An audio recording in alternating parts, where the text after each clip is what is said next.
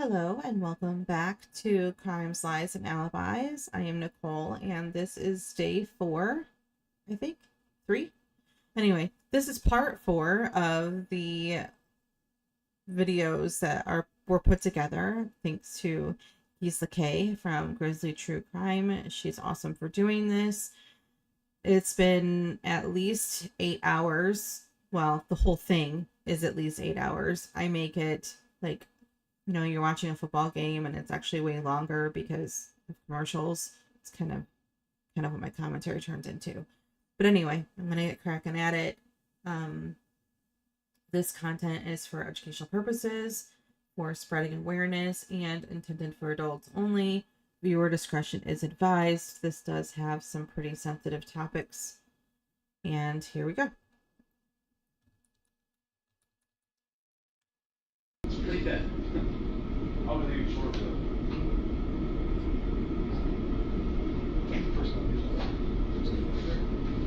Actually, if the people in You must talk to you for a little bit too. it, with all kinds of people stuff in here.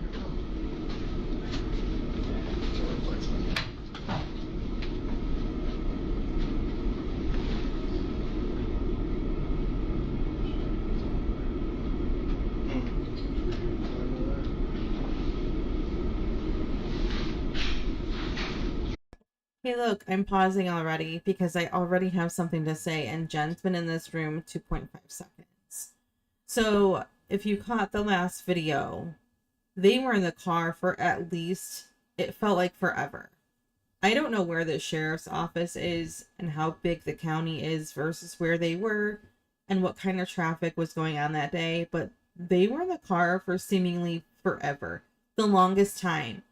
And there was a few times that Jenn got all weepy. You'll have to go watch that. And she was actually even called out for her behavior by the officer, because I'm sure by day 5, he was just sick of listening to her crap. But most of that conversation, she was fine. She was doing okay when things were affecting her and she was upset by how she was being viewed. That upset her. But other than that, she was pretty chatty, laughing, casual. And they were even kind of that way leading up to this. I don't know if she encountered anybody on her walk in. I'm going to assume no, because they have different entrances that people use. I don't know if there would be cameras out front of that office or not. It's hard to say. Any reporters kind of hanging around. But they would have taken her through a private entrance or somewhere that she wouldn't be just seen by anyone. I'm assuming more than likely. But I can't help but wonder if her sudden change in demeanor is because she was expecting to go to a press conference. That was the whole point of her going to the sheriff's office, was that they were going to do a press conference. And instead, she's led into, I wouldn't call this an interrogation room, more like an interview room, because you can see, I'll do those videos too. There is obviously an interrogation room with Stefan. He is in a room that looks really uncomfortable. This looks like a place where they would take somebody who's a victim to talk to them about their situation or whatever. Maybe a teenager if they ran away and were found and needed to talk to law enforcement. This looks like a more comfortable, cozy room they would take them in versus, hey, we're going to arrest you, but first we have some questions. There's a half dead plant in the corner. It looks like it could use some water, a magazine, like a couch, whatever. It looks much more comfortable in there. But she looks dejected. She looks forlorn and sad and depressed. Probably been wearing the same clothes for the last couple of days, which, I mean, it's Jenn. And she did say that sometimes she sleeps in her everyday clothes. And I'm pretty sure that I've seen that hoodie on her before. Could be wrong, you know, but whatever. But suddenly, look at her face. She looks all sad. Now, here we go.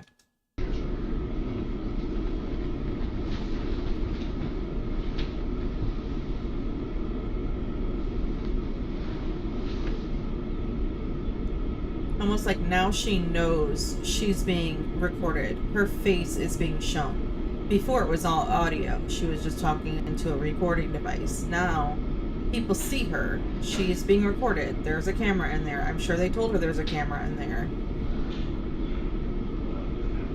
There's a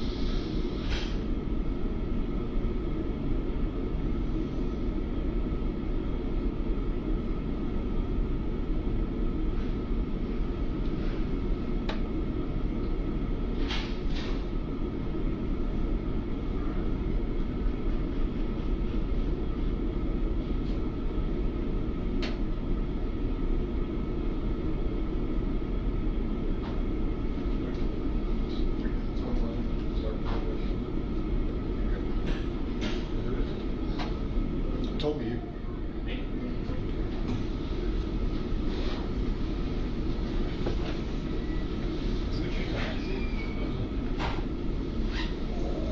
My name's Kevin. I work for the Orange County Sheriff's Office. I'm Maddie Mac, Detective Smallwood from Kissimmee.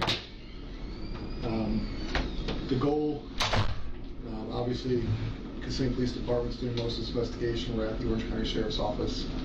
Our people, we have resources out there, obviously doing active. So it's kind of a joint effort. So Detective Smallwood's kind of ready to read through the timeline of everything else. Sunday, Monday, Tuesday, Wednesday, we're gonna go from there. All right. You want me to go through the whole timeline? Yeah, Is that what you we'll start with Sunday. Take me through Sunday. Okay.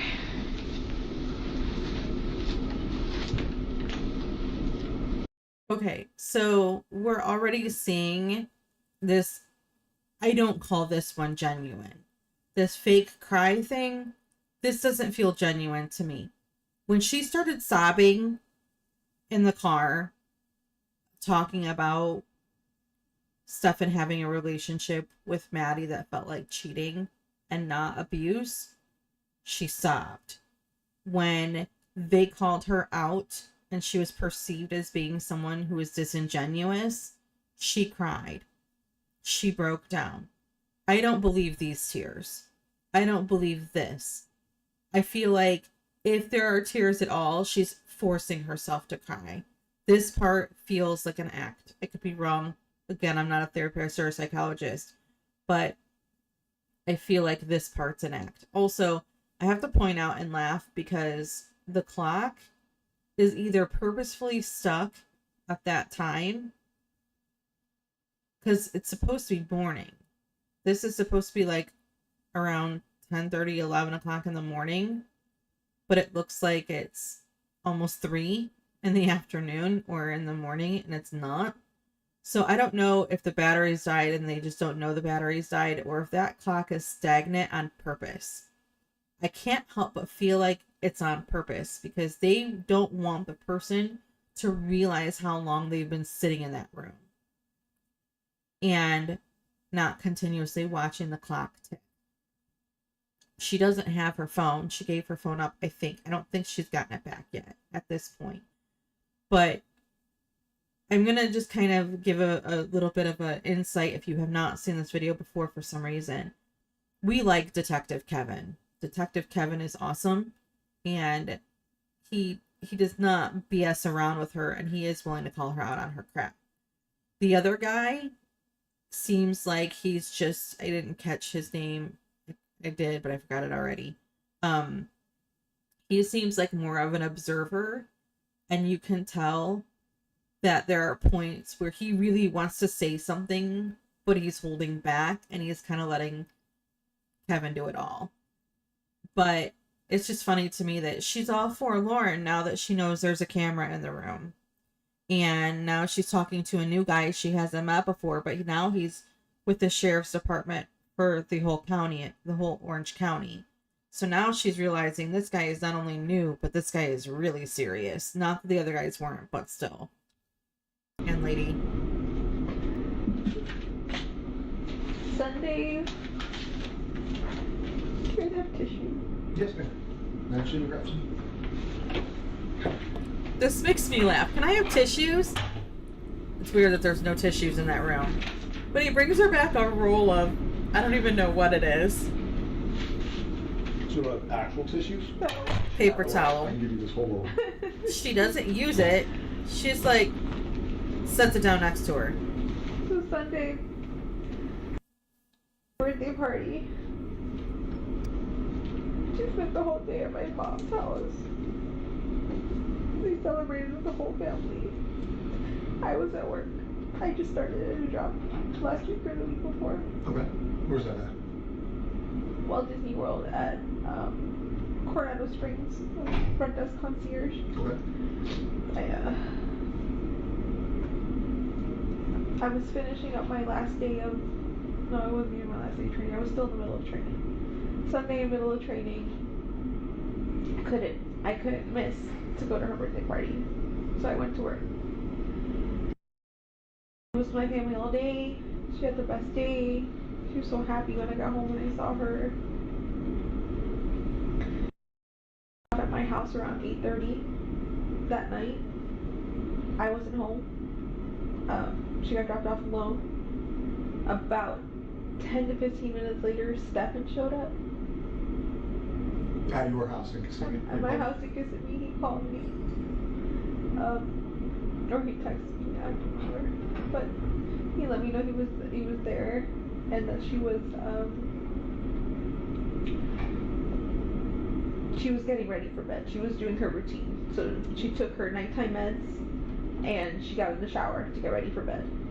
What meds? What does she take? She takes hydroxyzine. Okay. What is it for? It's for anxiety and for sleep. Okay.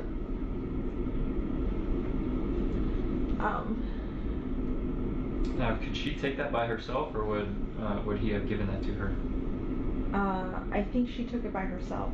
She got home and she had already taken it. How do you know that? Okay. Here's an inconsistency with Jenn already. She's only a few minutes into this conversation with these two detectives, and she says she takes it by herself. But at least 3 different times to at least 2 different people, she has stated that Maddie isn't allowed or wasn't allowed, past tense, that Maddie was not allowed to take her medication without supervision because she was afraid that Maddie would take the wrong things, and instead of taking the downers to help her go to sleep, that she would accidentally take an upper, and that would be terrible because apparently Maddie doesn't know her own medication at 13 years old. She needs to be supervised.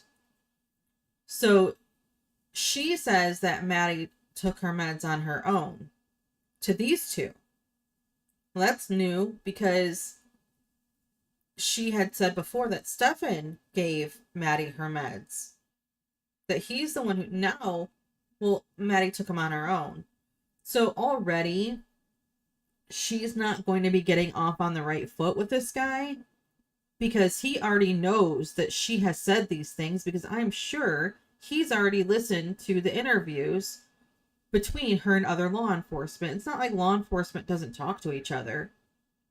I mean, he may not have heard all that she had to say, but they're going to give a breakdown of a report of especially what happened that day that Maddie went missing and the day before, like the night before leading into the day she went missing. They're going to have a breakdown of all of that and communicate that. Stefan oversaw her meds because Maddie was incapable of taking them herself. Maddie's very infantilized when it comes to Jenn.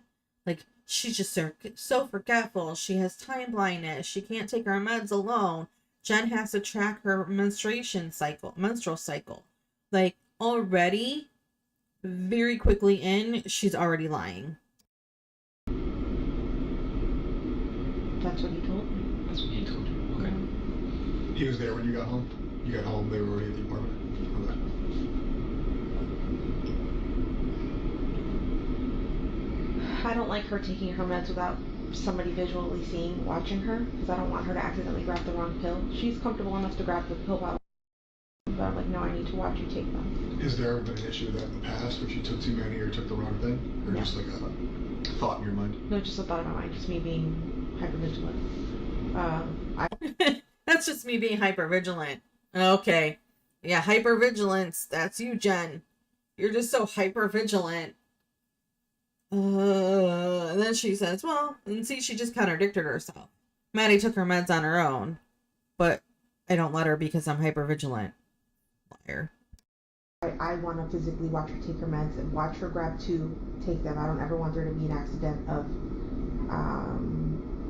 she took too many, or she took, my biggest fear is that she would take Adderall by accident, her daytime meds. Got it.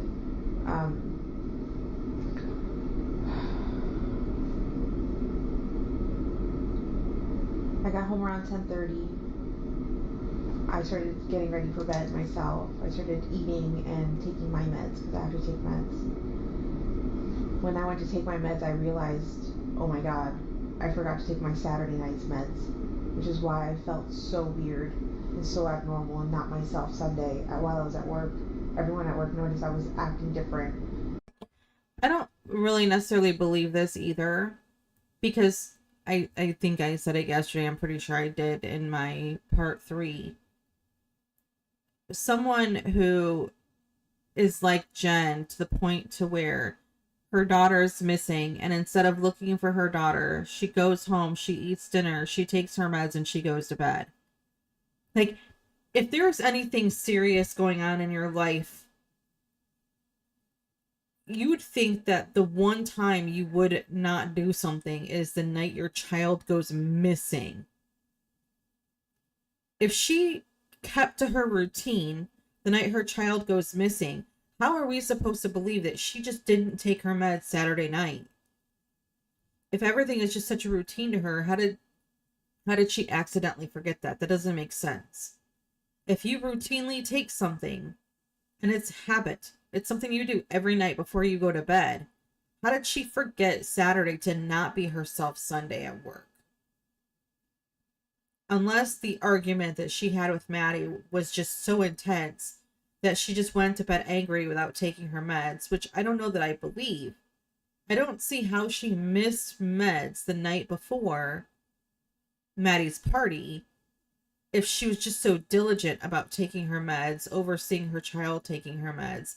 Like, that doesn't make sense. So it feels like yet another lie told in the first few minutes of this conversation. And not being myself, like I couldn't smile in front of the guests. I felt this wave of depression that I haven't felt in years. It was my bipolar symptoms coming up again that I've been medicating myself for all this time. I realized I forgot to take my meds, and I said, you guys, I need a good night's sleep. I need to take my meds. I sent them to sleep upstairs in the guest bedroom so that I could get a good night's sleep. Suggested that we all sleep together in the same bed together, but not the easiest person to sleep with. She rolls around, she punches, she kicks. We have a king size bed, and she typically sleeps on one side, and she'll end up on my side when we wake up. Okay. So I asked her, I'm like, no, please, I need a good night's sleep. If you guys can go upstairs and let me sleep. I had asked Stefan to take her to school in the morning. We'll go to Sunday. So Sunday you took your meds. What meds, if you don't mind me asking, what meds do you take? And like, how does it, do they put you to sleep deep? Does it help you fall asleep, or does it help regulate you? What kind of happens when you take the meds? So they do all of the above. They make me sleepy. They help me stay asleep, and they help me function. So I'm stable all day. Also, it wouldn't have taken her looking at her meds to realize that she coincidentally missed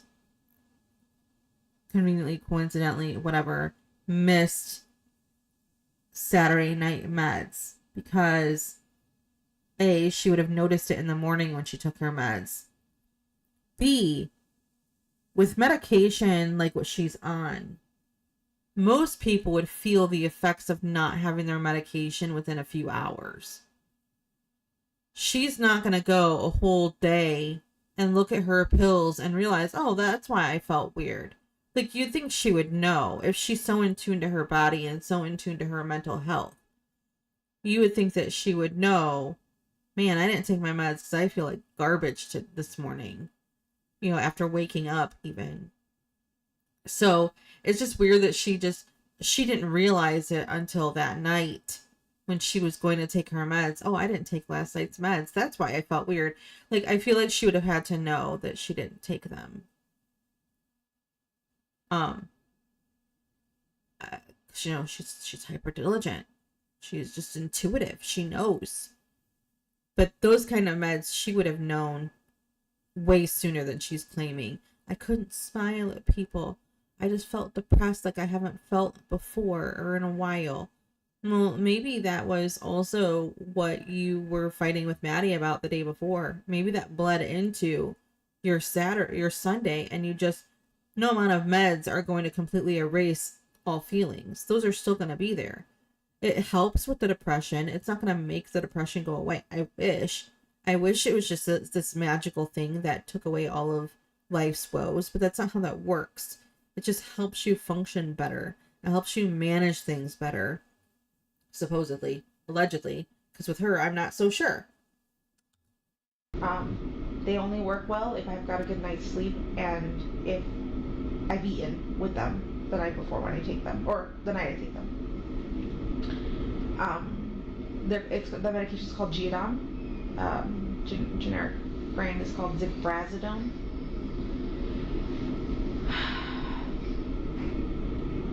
I took my meds, and then I told them to start getting ready for bed, to start heading upstairs and get ready because it was already almost 11 o'clock. It's past her bedtime. She needs to go to sleep. So I sent them upstairs. I think he may have come down at one point to pee before bed, and then he went back upstairs.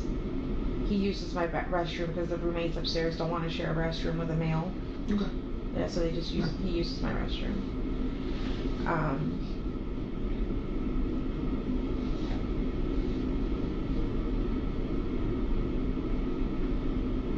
Sorry, where did I? You're fine. Sunday night he came downstairs, maybe overnight to use the restroom. Yeah, and then he went back upstairs and they went to sleep. Or where I think they went to sleep. Okay. I don't know. I went to sleep. I was woken up at some time. For the longest time I've been saying he woke me up at 8 o'clock in the morning. Wait.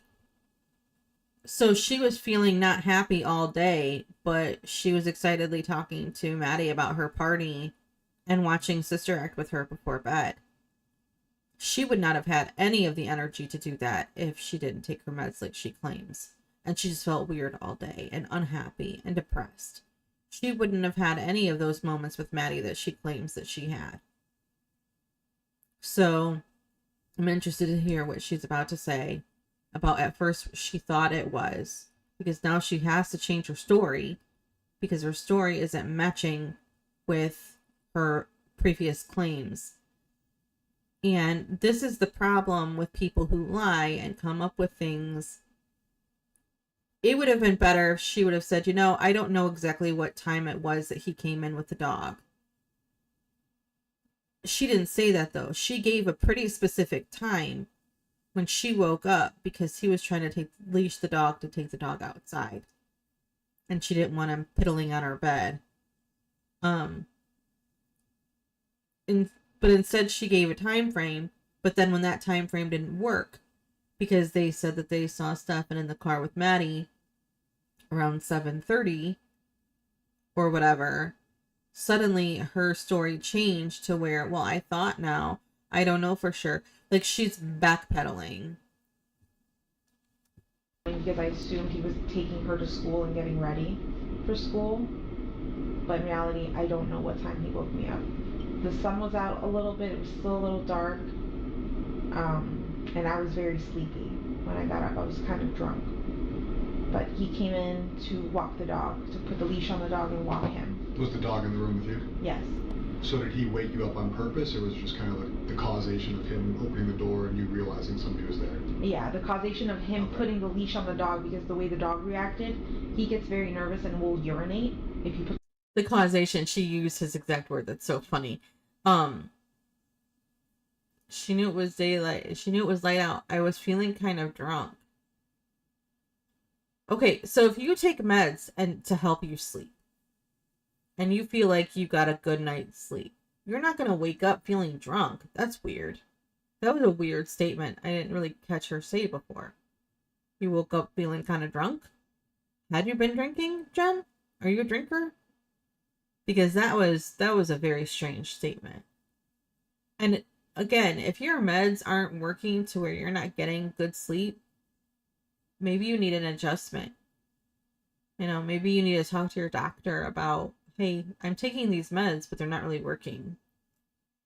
the leash on him too directly. You have to like be nice and talk to him. He's a very he's a nervous dog. Yeah. So I got up to try to help him, and he said, no, go back to sleep. I'm fine. I got this. And I said, are you sure? He said, yeah. So I laid back down and went to sleep. I heard noise in the kitchen,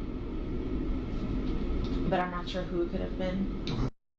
Getting ready, but it could have been Stefan, it could have been any of my roommates.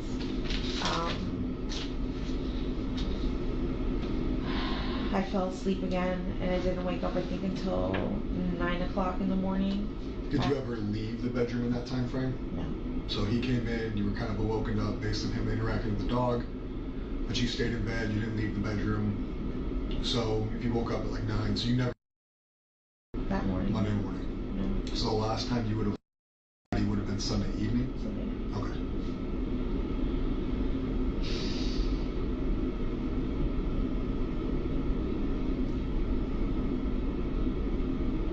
I'm sorry. You're fine. I want to see her. Yeah. Take a minute. Okay? No, While Lord. you take a minute, I was going to ask you earlier, has anybody reached out to you during the time that we've been investigating this to talk about Maddie or anything else? Negative, positive, neutral? My best friends have all been in contact with me, just trying to help me. They're like, setting up Facebook groups, flyers,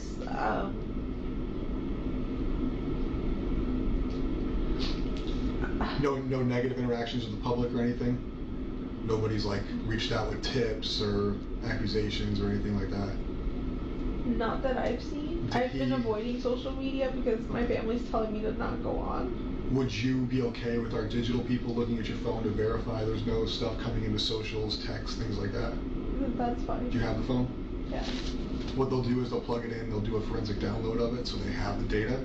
That way they can go through it and say, we did receive things, we didn't receive things, here's the communications in and out, things like that, so we can verify that for you. That's fine. Do you have a password on it?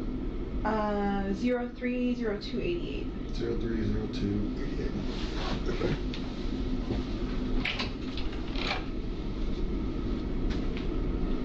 Is that a birthday? My birthday. It's your birthday? Yeah. My birthday's tomorrow. Right. Today's the 1st. I didn't even know.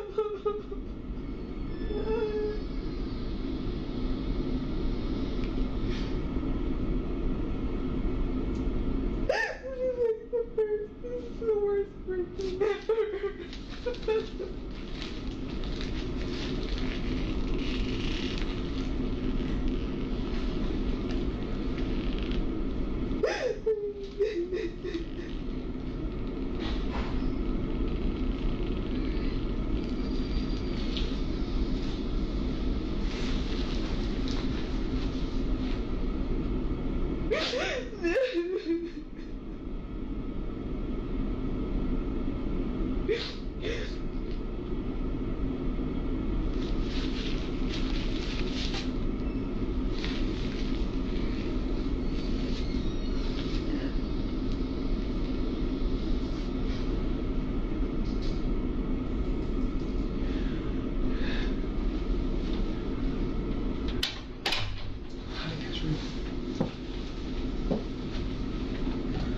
That way they can get that going so we can get it back to you before we're out of here. We don't keep it from you. That was okay. So you said about 9 o'clock on Monday you wake up? Yeah. I wake up. I have a doctor's appointment. I leave sometime between 9:30 and 9:45. And I head over there. It's blood work appointment. The appointment's for 10:15, but they take a while to see me. Where was your appointment at? LabCorp. And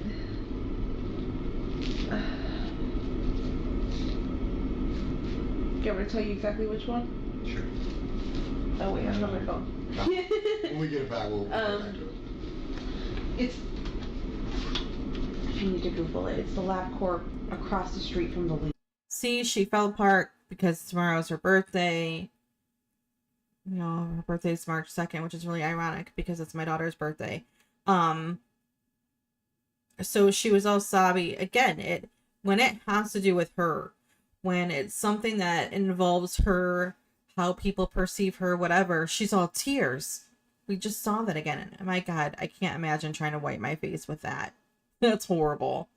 Like, how do they not have tissues? You can't mean to tell me people don't cry there. I just think it's funny that it's such a guy thing. I want to bring you a roll of paper towels to dry your eyes and your face with, because, you know, might as well give you a sandpaper. Into me. Okay, got it.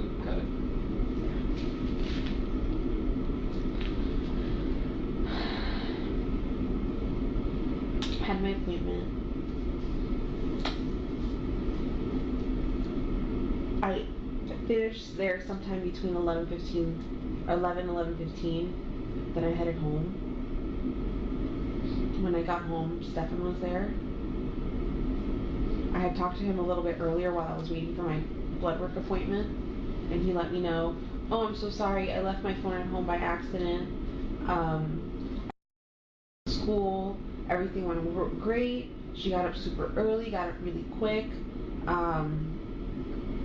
She slept most of the way in the car. I asked her multiple times if she wanted McDonald's, but she said no.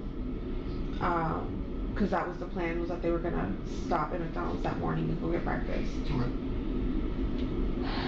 He said that he had gone to the vape shop and they were closed and they didn't open. So he waited there for a while and left, and then said he was gonna go back later.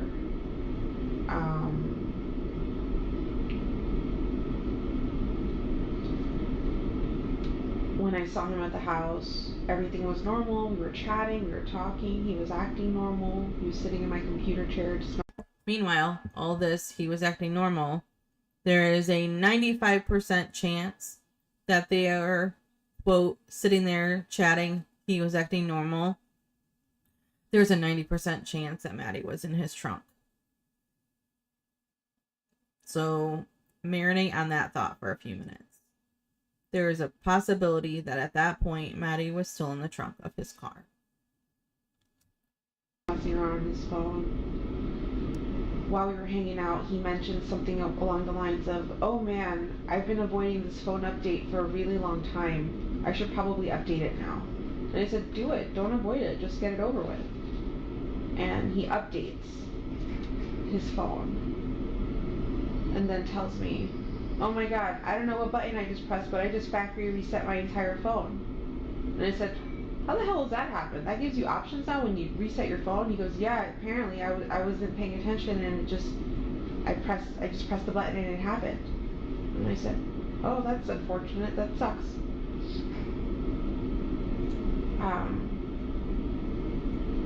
Later on, he tells me he's going to go back out, and I think this is around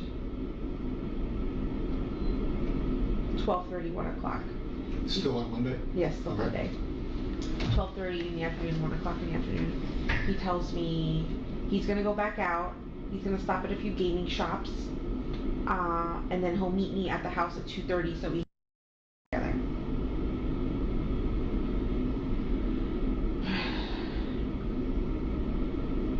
He left. I hung out in the house for a while. Was waiting for 2:30 to roll around. 2:30 rolls around, and I'm already calling Stefan, and he's not picking up his phone. 2:30 comes, I leave. That was also about the time he got that flat tire and was seen by people standing alongside the road changing that tire. So when he conveniently left his phone at home on accident, of course, because it was always on accident,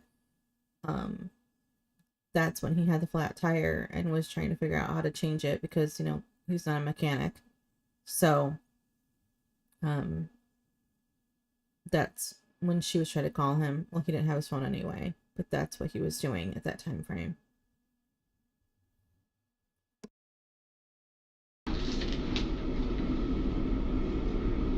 About 10 minutes later, I get a phone call from him going, I just got back home. I left my phone home again. I'm so sorry. How long ago did you leave? And I said, about 10 minutes ago. He goes, I'm so sorry. I missed it. I really wanted to go with you. And I'm just like, it's fine. I figured he wasn't going to make it because when I looked at the time when he left and said he was going to visit 3 shops, I didn't think he had enough time to visit them. He told me while he was gone that he got a flat tire somewhere on 182. The wheel just shredded and fell apart. So he was changing the tire, and it took him a really long time to do it. He said he hurt his thumb while changing the tire, like the frame or something slipped and something pinched his finger, and he ended up having to yank it out. And he said he hurt his finger. I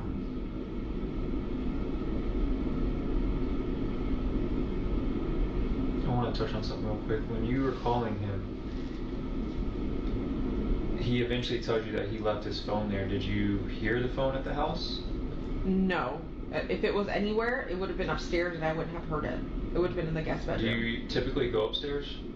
Who, me? Yes. Only if I'm doing laundry. That was all. I was just curious if you had heard the phone when you were trying to call him that day. I didn't.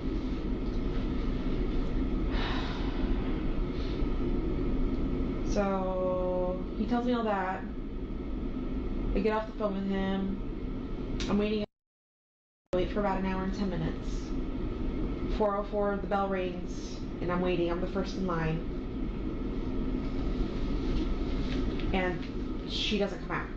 You were in your car? I was in my car, in the car line, yeah. Okay. At this point, it's been a few minutes. She should have been out by now, because she's usually one of the first kids out. She knows I'm in the front line. And I'm holding up the line behind me, because there's kids getting in the cars behind and they're all waiting. They can't get around me, right? So I start calling her, forgetting that I have her phone on me. I had found her phone earlier that morning. She had left it at home. And I brought it with me because she does this often. She does leave her phone. Where was the phone at in the house? It was on top of the dresser in her bedroom. Downstairs or upstairs? I've never been in your house. Downstairs. Okay. So, just so you know, I have a 4-bedroom townhouse. Okay. The living room has a partition in it, a fake wall kind of thing. That's got her bedroom in it. That's got a bed, a dresser, and a desk on it. Does she sleep there? No. She'll hang out there. She'll use her computer and hang out there. That's her hangout spot. But she primarily sleeps with me every night in my bed. That's because I know the roommates wake up super early in the morning. They're going to be in the kitchen. They're going to wake her up if she's sleeping out in the living room. So I don't. So your bedroom downstairs, her makeshift bedroom downstairs, guest bedroom upstairs? Yes. Got it. See, there's that strange comment about her roommates getting up, quote, super early and not wanting Maddie to wake up because they get up super early. She uses the word super early a lot. Angelica works a later job and doesn't go into work until later in the morning, early afternoon. So Angelica would not have been getting up early or super early and potentially waking Maddie up before school. The only reason Natalie and her son were up earlier than normal was because she had a meeting and she was taking him to her parents' house so that they could take him to school and she would get to her meeting on time. Generally, they would all be leaving at the same time. So I don't know why she would have that concern of Maddie potentially waking up because her roommates get up, quote, super early, which I don't know what is super early to Jenn.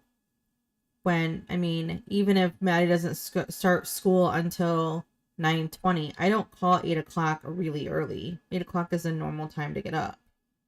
Even 7:30 is a normal time to get up. It's not like Angelica is getting up at 5:30 in the morning and Natalie is getting up at 5:30 in the morning. They're getting up at 7:30, 8 o'clock. So I don't understand her. I didn't want them disturbing Maddie by getting up super early, but I thought she didn't sleep alone because she didn't like sleeping alone, and that's why she didn't sleep there.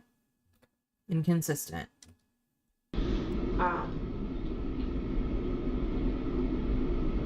Her dresser, her phone was on her dresser. When I found it, I was like, oh my god, she's left her phone again. That's great. I brought it with me to the school because I was just gonna yell at her and then just hand it to her so she could have something to do on our way home. 4:10 rolls around and she's still not out, or 4:09, and then at this point I'm feeling the pressure from the cars behind me. I'm like, okay, they're all full, they're all waiting for me to leave and she's not here yet. So I take off and I'm thinking, maybe I missed her, maybe I forgot to tell her I was picking her up from school today, because I don't know if she knew that I wasn't working. I don't know if she knew if I was off. So I asked, I don't know if I told her that I was going to get her. So I left thinking maybe she walked, that's pretty close to school. If I can't pick her up at school, that's where I tell her to be. I drove the path she would have walked. I didn't see her. I got to the office. And she goes, no, it's a little too early. And I said, okay. Let me go drive back down and wait along the path she would walk and just wait. And I parked and I waited.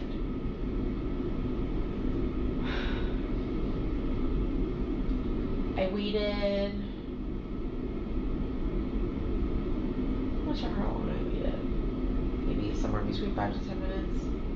She still wasn't there, and I looked at the time and I'm like, okay, she should be back at my mom's office by now. Maybe she took a different path and I didn't see. So I went, no, she's still not here. And I'm like, that's really strange. So I call, I don't know if I text her, I call. I think I text her. And I asked, hey, or I called her. I asked,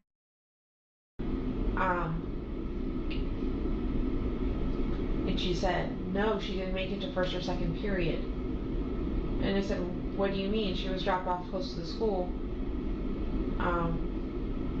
She should have been in school. She goes, no, she didn't make it to first, second period. I said, please check with the rest of your friends, see if she made it to any of her other periods.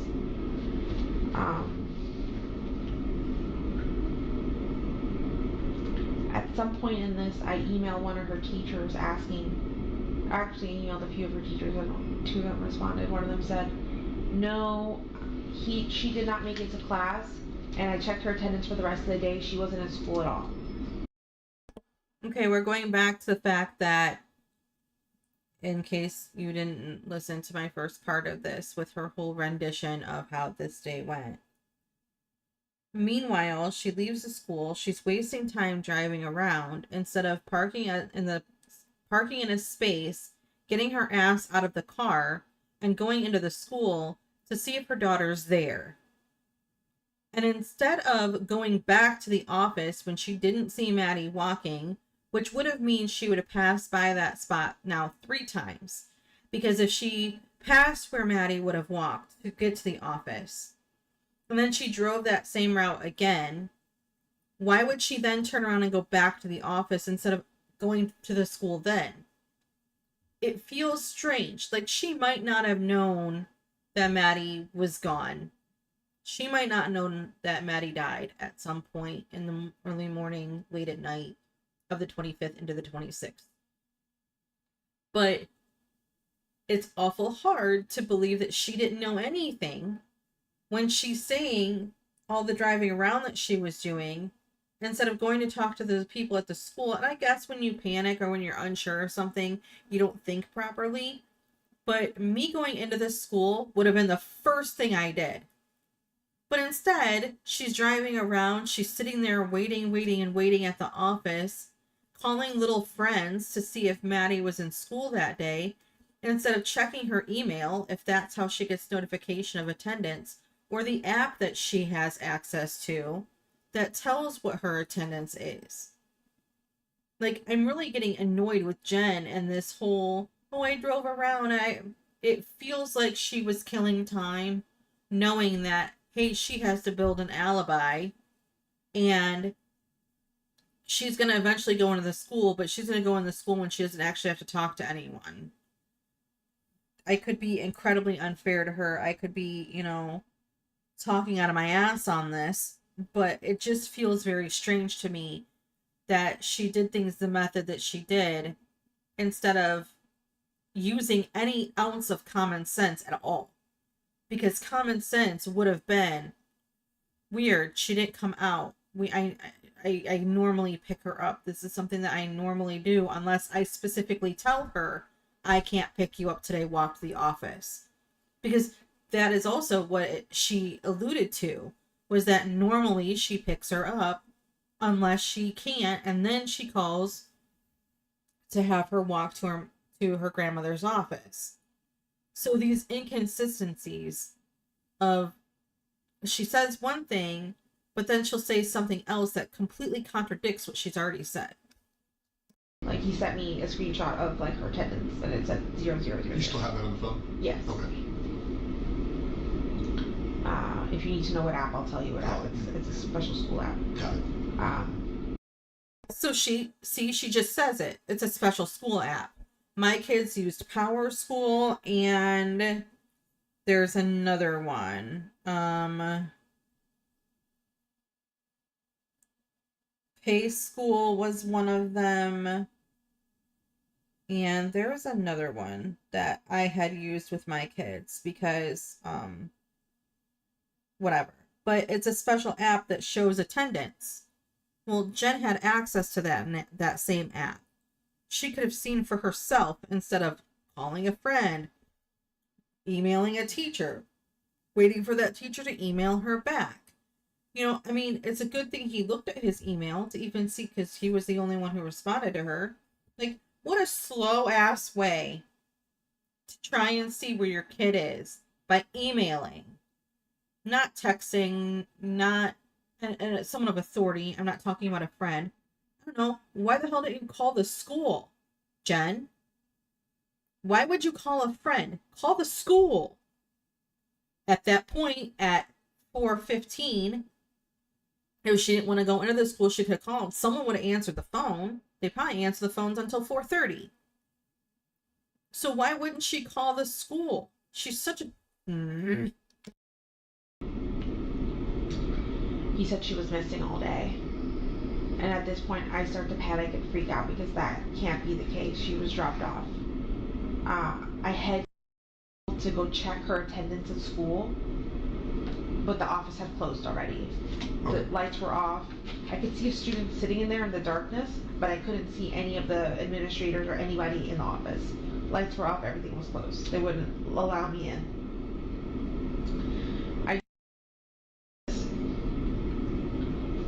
I think at this point the teacher had responded to me and told me she didn't make it to school at all. I start having like a freak out panic attack. Are you still just you at this point? Is it you and Stefan? It's me and my sister. And I want to say one of them is Catherine. I start panicking, and I think at this point I call Stefan and I tell him, hey, because she didn't make it. She's absent today. There's no attendance of her at all today. I'm like, right now. And he said, okay, I'll be there. And he came to the office. And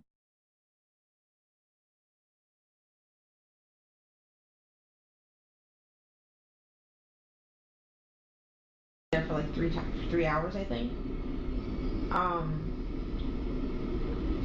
Eventually I contact one of my friends whose husband works, or ex-husband works for OCP, or for you guys.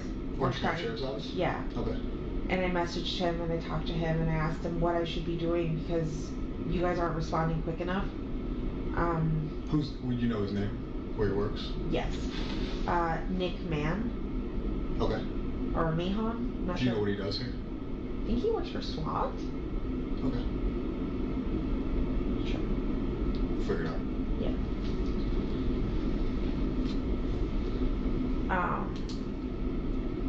He tell you to wait? I can't remember anymore. I think he let us know that there were other kids missing in the area, which is why you guys weren't responding quick enough. I think an 8 and a 9-year-old had gone missing around the same time too. In a playground, they forgot to tell. They didn't tell their mom they were going to the playground or something like that. So all the cops were over there on that side of Hunters Creek. My sister's boyfriend, ex-boyfriend, whatever he is, thought it would be a good idea to go to the park and talk to a cop there and see if he could bring a cop back, and that's what he did. Okay. And then at that point, that's when the cops started asking us questions, taking a report.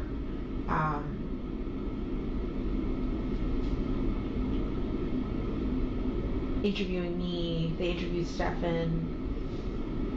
They asked Stefan to take them back to the location where he dropped them off, and he showed them wherever he dropped her off.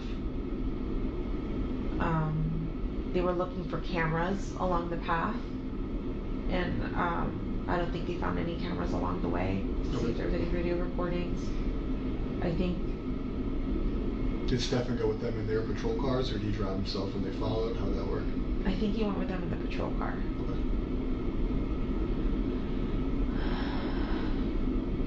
Then they came back, and then that's it. Everything was done. The cops were done. We were done. What time? You remember what time that was on Monday? It was after dark. We'll say 8 o'clock. What did you guys go do after that? We were in separate cars, me and Stefan. Okay. I ugly cried on the way home. I shouldn't have been driving, but I ugly cried on the way home, and then I went straight home. And then the first thing I did was call Fox 35 News to see if we can air some missing children information out there. When you say ugly cry, just overly emotional tears, makeup running, or is there what is your meaning of ugly crying? Sobbing where I couldn't see the road, and I shouldn't have been driving, I was swerving. Makes sense. So she's describing herself as ugly crying, which is such a... Okay. I was ugly crying and swerving. I shouldn't have been driving, which is a great thing to be telling law enforcement, by the way. Yeah, I tend to drive when I'm emotionally distraught and shouldn't be driving. Yeah, that's good. Good choices there, Jen. But also, so she was super emotional then, she's claiming, again, debunks all those people who say, well, maybe her meds don't allow her to feel emotions and she's dead inside. Or maybe she's a lying McGuire face who's lying about things that, it's me. I'm bullying Jen. I'm sorry. I'm sorry, Jen. If you ever hear this, you probably won't, but I'm nobody. Don't worry about me and my thoughts. I'm not perfect. I'm not saying I'm perfect, but you're going to tell me you ugly cried all the way home because you were so worried about your daughter. But then when they show you pictures of your daughter being abused, you get nothing? Nothing at all? That doesn't trigger any emotions, Jen? Really? Okay. Sure.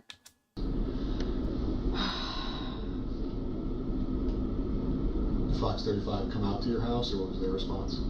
They responded the following day. I think we did a Zoom video interview. Did Stefan follow you home? I don't know if he followed me, but he drove home, yeah. Was it within a reasonable time when you got there? Yes. Okay. Yes. Drove home. We waited there.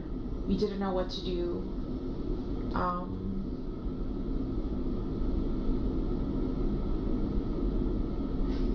I stayed up late. I think I called Fox 35. What else did I do? I think I had to eventually eat and take my medication. He told me he was going to go out cruising that night to go look for her. And I said, I even questioned that. I asked him, are you sure it's a good idea? You should probably sit tight. Let's just wait to see if she comes home. And he said he was going to take a drive out. I had completely forgotten about him wanting to take the drive, or that he actually did it. And it wasn't confirmed to me until the following day, where agents came to the house and we sat in the car for a good amount of time, and I noticed the chair was adjusted. And I said, did you drive my car? And he said, yeah, remember I said I was going out last night to... That's right, you did say that. Did he tell you where he looked? I think he said up and down 192, and I said, why there? And he's like, I don't know, I'm just looking. I was just trying to look anywhere. And I'm just like, okay. Did he say if he found anything or talked to anybody, or just roamed? Yeah, roamed.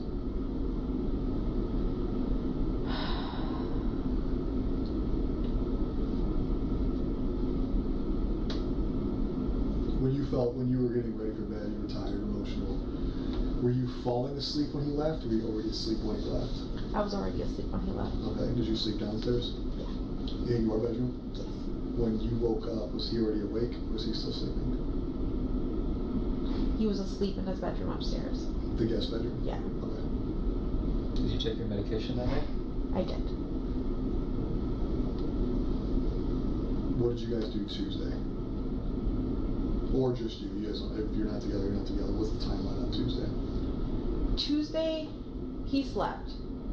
I woke up early and started making phone calls to like the National Hotline for Missing and Exploited Children. I called the number that the sheriff's office had given me to see if they had any information, and they let me know that she was like the what did she say she was? I don't remember what she said her position was, but she had just gotten into the office and was just starting to work on it, so she didn't have anything new for me.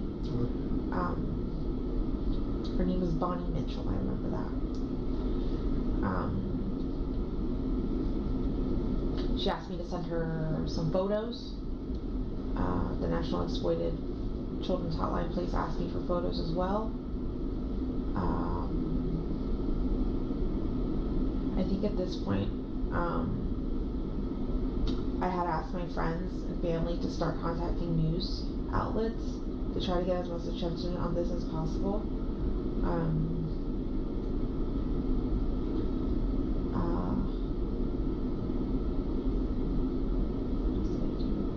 I had a lot of phone calls coming in, and I was picking all of them up, hoping that any of them could help me.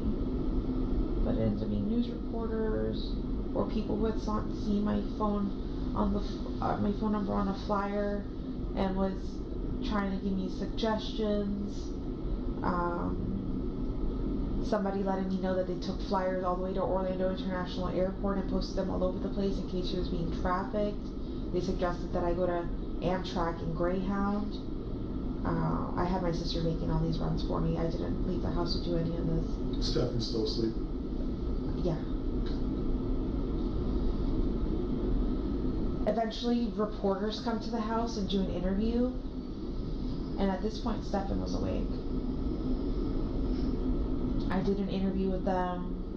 And then Stephan was crying in the background. And I said, Stephan, do you want to do the interview? You can if you want. And he sat in front of the camera and did an interview where he cried. Do you know which news outlet that was with?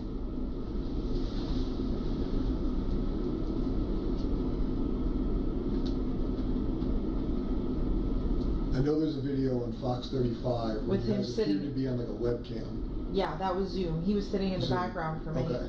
I know But you that had one. in-person interviews with reporters? Yes. You, I want to say it was Channel 9. okay.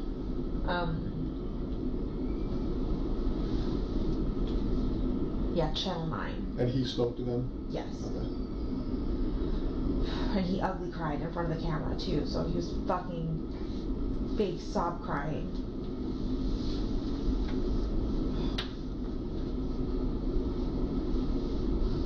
So are you saying that now, or do you?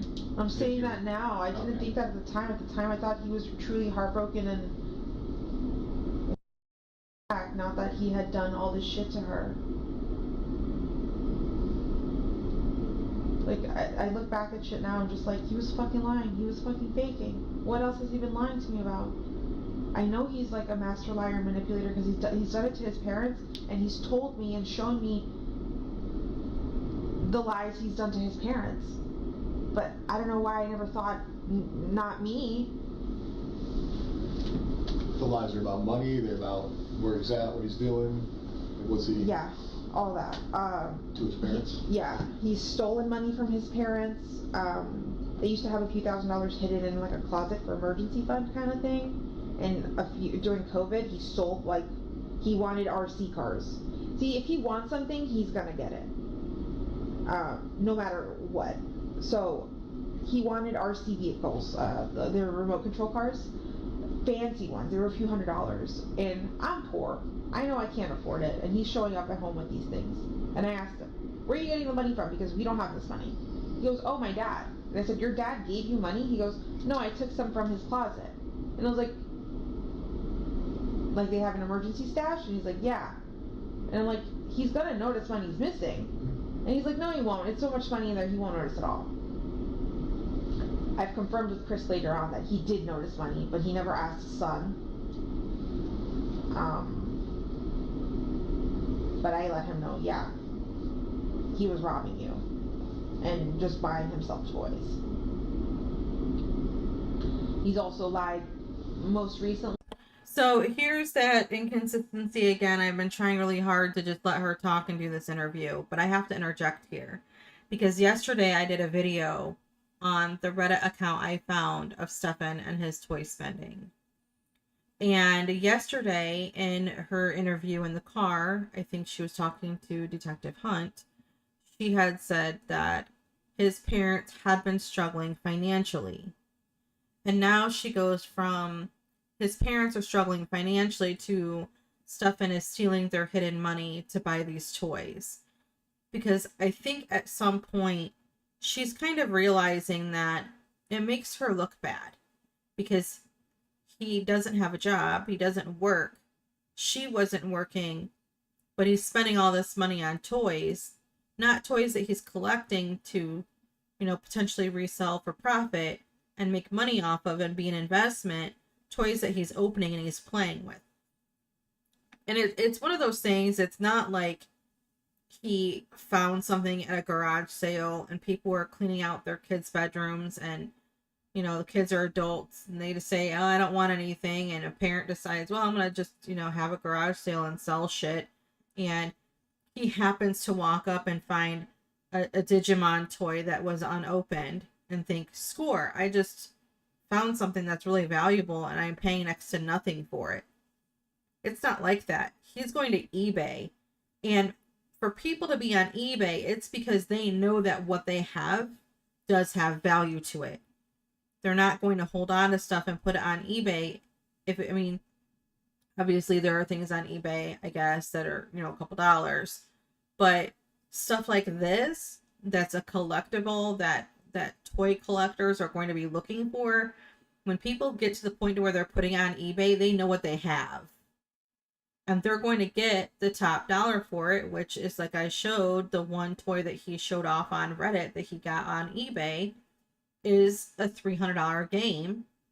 And these are things that he was playing with. He has other Reddit posts of him playing with these toys. And he doesn't have a job. So where's he getting this money? Oh, he's getting it from his parents. But his parents are so tight on money that they're struggling financially, and they weren't able to help pay Jen's dad for Stefan to have room number 4. So it wasn't like Stefan was paying him rent, because his parents couldn't afford to keep up rent for him. So it's just this inconsistency that she's trying to play off that, oh well, he was stealing from his parents and that's how he was able to afford this stuff. That's not true if they were struggling financially. And this is what I'm talking about with the things that she says directly interfere with a previous claim. One can't be true, or only one can be true. Only one thing can be either his parents are struggling financially to the point to where it's really hard for them to survive, or Stefan is stealing a crap ton of money from them to support his game habit. Well, if they have a crap ton of money just sitting hidden in their house, and they're struggling to pay their bills and medical bills because apparently his mother is, quote, super old and super sick. And anybody who knows anything about the American healthcare system, it's crap. So just because someone's elderly doesn't mean they don't have huge expenses every month for medical needs. So either they have a ton of money just sitting in their house, hidden away, stashed away for a rainy day that Stefan is pilfering from, or they're really struggling financially and that's been a strain for them. Both can't be true. It doesn't make sense for both to be true. It's not like he's stealing stuff from his parents and pawning it. He's stealing money. He lied to his parents about where he would be. He told them he would be at his friend's house playing video or board games or something like that, but in reality he came all the way to Kissimmee to hang out with us. Okay. But you guys were together Wednesday? After all the interviews, did you stay Wednesday? I know yes. We had some detectives go meet you guys Wednesday, I believe it was. Yeah. Were you guys in the house together until the detectives came? Yes. What kind of happened after the detectives came?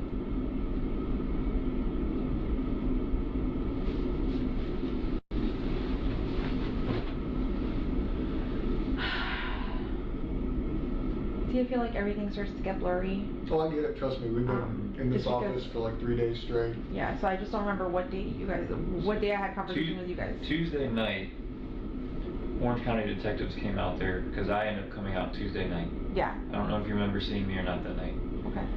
That was the first night we were at the apartment into the nighttime. Yeah, is that when you guys shut down the house for forensics? Yes. Okay. So Tell us about that. Okay. So earlier that day, I think Detective Hunt came, or somebody came, and asked Stefan for his cell phone. If he would willingly give it up so that they can look at it, or if they would need a warrant. And I remember him saying, should I have asked a warrant? Should I have... And I'm like, no, if you've got nothing to hide, give him your fucking phone. And,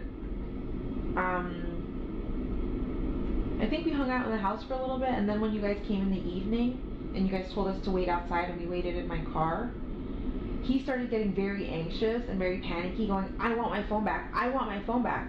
And I said, listen, at this point, it's their phone. It's theirs for fucking ever. I don't give a shit. We will buy you a new phone. It doesn't matter anymore. Whatever they need, they need. Like, let them look at it. And he's like, I just want my phone back. And I'm just like, are you trying to make yourself more suspicious? Because, like, if you were to go demand your phone back right now, that would look suspicious as fuck. Like, what are you doing? I'm thinking he's just getting impatient because he's bored and wants to play on his phone. And at one point, he takes my phone to start playing with it. I give it up, and I said, here, play on my phone. Have fun. Because I think from my phone, he was trying to log into his emails, but he couldn't. Because you needed like 2-factor authentication from your own phone. And I'm just like, what are you trying to look at? And he's like, oh, my shipments, my packages. He's addicted to buying shit. That's another thing. Me and his dad couldn't figure out where Stefan was getting money from to buy stuff since he's been unemployed the last 2 months, but he's constantly buying himself packages, buying himself things off of Amazon, buying himself things off the line. Is this stuff you can confirm, or you think he's doing this? What? Buying packages. I can confirm because I am linked to his Amazon account. Okay.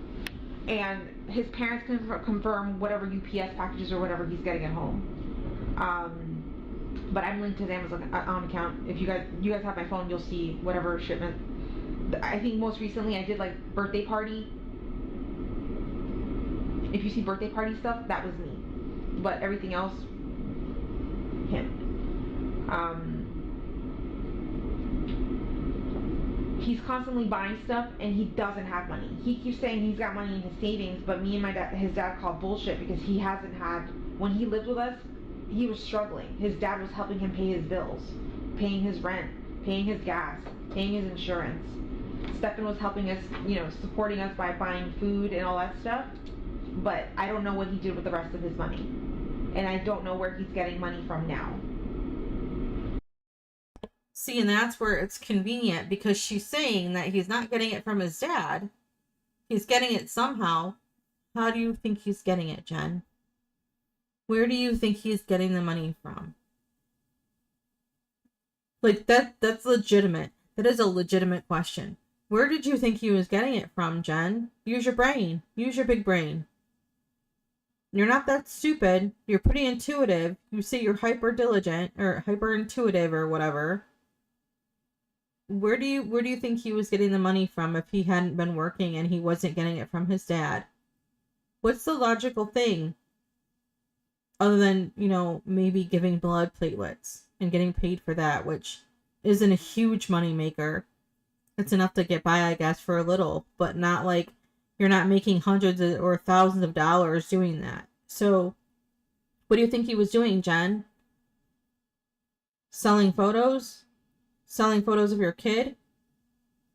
It's kind of convenient that all of a sudden, just now, after Stefan's been arrested, she's having this conversation with his dad.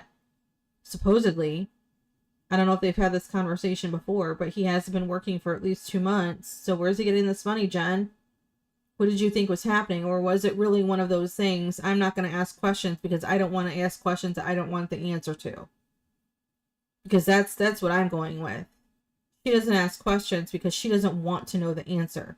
If she doesn't have to hear the answer, she can pretend it doesn't exist. And that's the most raw, basic form of willful ignorance. Is she doesn't want to have to know the truth, and if she doesn't hear the truth, she can pretend that that's not what's happening, when that likely is what's happening. He was getting his money because he was selling something.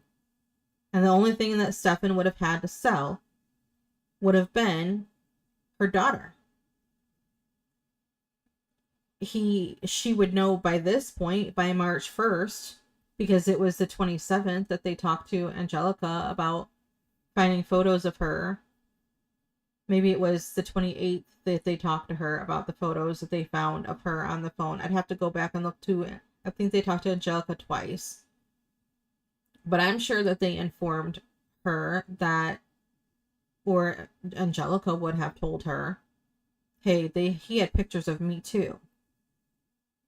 So, I mean, obviously she might not have known that those photos were taken when they were taken, but she doesn't ask questions because she doesn't want the answer. She's probably known for a long time that Stefan is not the person she wanted him to be. She likely had this romanticized version of him in her head, and that is who she stuck with as the person that she looked at him as. It's a romanticized version versus the person he really is. And a lot of people will do that. I mean, I did that with my ex. In my head, he was a much better person than he actually was to me. A lot of people do that.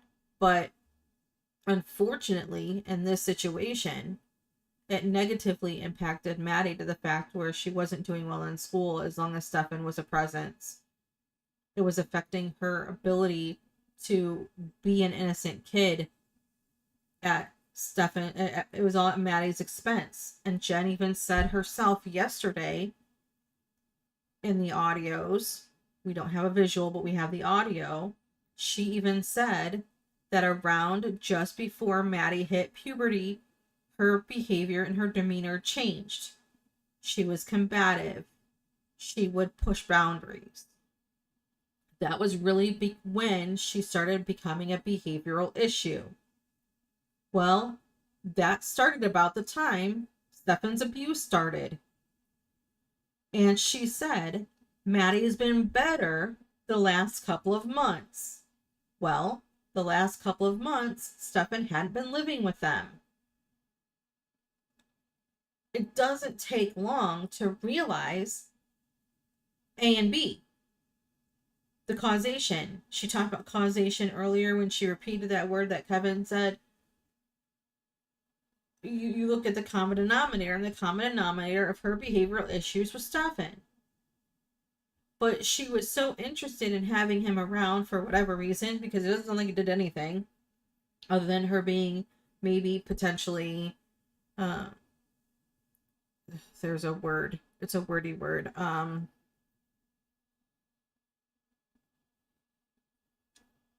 think of it and come back to it.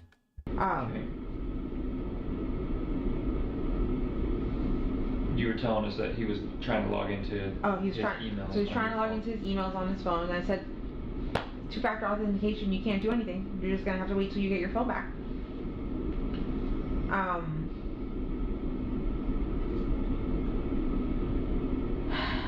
What else? We waited in the car. I think at this point, when I noticed that forensics was locking down the house and you guys said we couldn't come back, I told him to call his dad. Because I had a feeling y'all knew something, and it was going to come down on him. So it's interesting, she says, I knew something was going to go down, it was all coming down on him. Why did she know specifically him? That's strange. Like, that's a strange comment that she just made. And I've listened to this multiple times, and this is the first time I'm like, that's a strange thing to say, Jen. It's going to come down on you. Not, they found something. They had to have because they're locking down our house. Well, one of the things that they found in there was Maddie's crock. That they had also found the other one, the matching one, in the trash compactor with her book bag and her school laptop. But that other crock was in Jenn's room. And at that point, she said that the Zoom call with a news station was the 27th, before they locked down the house. Because she's sitting in her living room space area kitchen table with the kitchen behind her and Stefan behind her cracking his knuckles. That was the 27th. That was the day after Maddie went missing, and they were still in the house. So Jenn got up, went to her blood work appointment. She came home, chatted with Stefan before going to the school to pick Maddie up. After getting home, took her meds, went to bed. Got up the next morning. Doesn't sound like she seemed to really go anywhere that morning because she wasn't out looking for Maddie. She stayed home the whole time. That crock was in her room, out in the open, that whole time, and Jenn never noticed it. I noticed that Jenn's not wearing Crocs, she's wearing sneakers.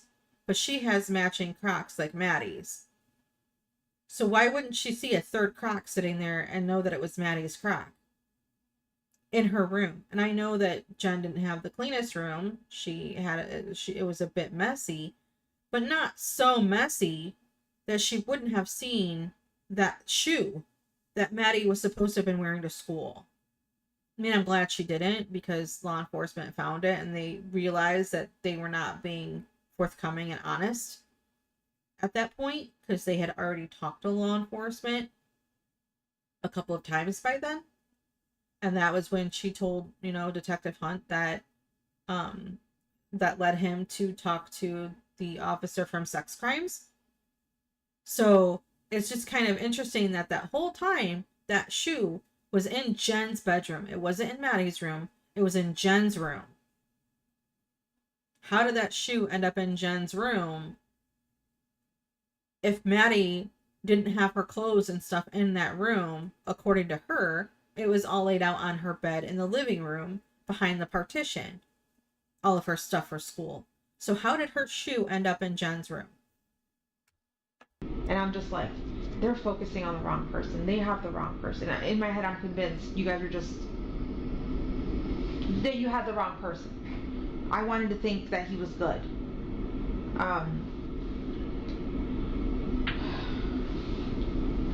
Before we get ahead of that, what is the conversation like between you two when you're in the car? Because y'all were in there for a good while we were trying to figure things out at your apartment complex or your condo. What's the conversation like inside that car? I'm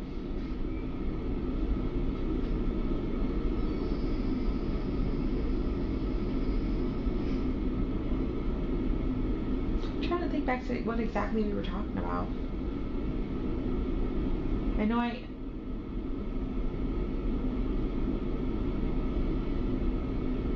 I remember late in the eve, like when you guys let us know we couldn't come back, and I called his dad, or we called his dad. I started saying to him, like, I think they're focusing in on you. Like, we need to call your dad, and I think we need to get you a lawyer. I feel like they're focusing on the wrong person, and he kept saying the same thing. He kept repeating what I was repeating. I don't believe that either. When she says, I believe they're focusing on you, she knew why. She knew why. They found something. They found something that she either knew about or suspected. That is the only logical thing that stems from that. Is why else would they be looking at him if she didn't know why? She knew why. Again, she might not have known that, exactly what he was doing, but she at least had to have a suspicion. And you can see Kevin just looking to the wall because he's frustrated with what she's saying. Because none of it adds up. None of it makes sense. She's saying what she thinks they want to hear her say. But likely, if she felt that they were looking at him, it wasn't because they were looking at the wrong person. It's because she knew they found something that he did. And by finding something that he did, if she wasn't smacking the hell out of him in that car, demanding to know what the hell he did and why they're looking at the house so closely and what they think, they're looking at the wrong person, why didn't she snap and be like, what did you do? Instead of this casual, I think they're looking at the wrong person. That doesn't make sense. It doesn't jive. Other than she knew exactly that they found something. That he had done something or was caught. She knew. She had to know. She may not have seen it physically, but she might have had the idea of that he was doing what it is that he was doing. Anyway. That they're focusing on the wrong person. They're wasting time there.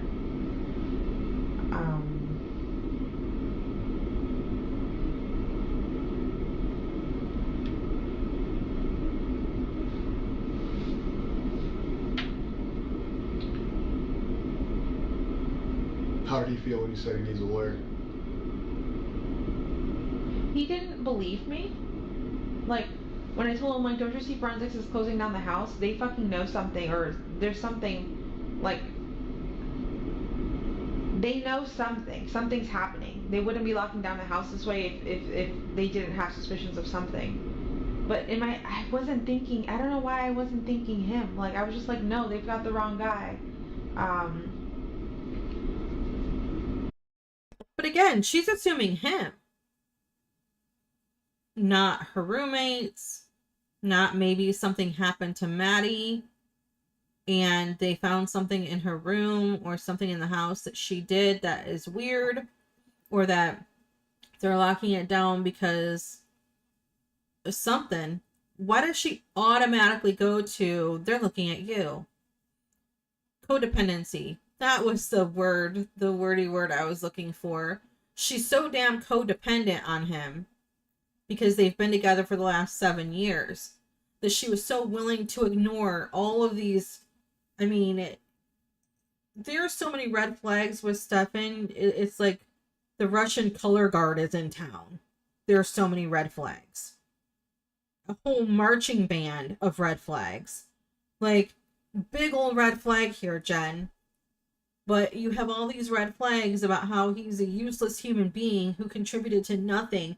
But you were so codependent because you needed that man around at the expense of your daughter. And now she's gone. And you're still fucking defending him. It's disgusting. It's nuts. He just kept saying that they have the wrong guy, that they're focusing on the wrong person, and that we're wasting time, and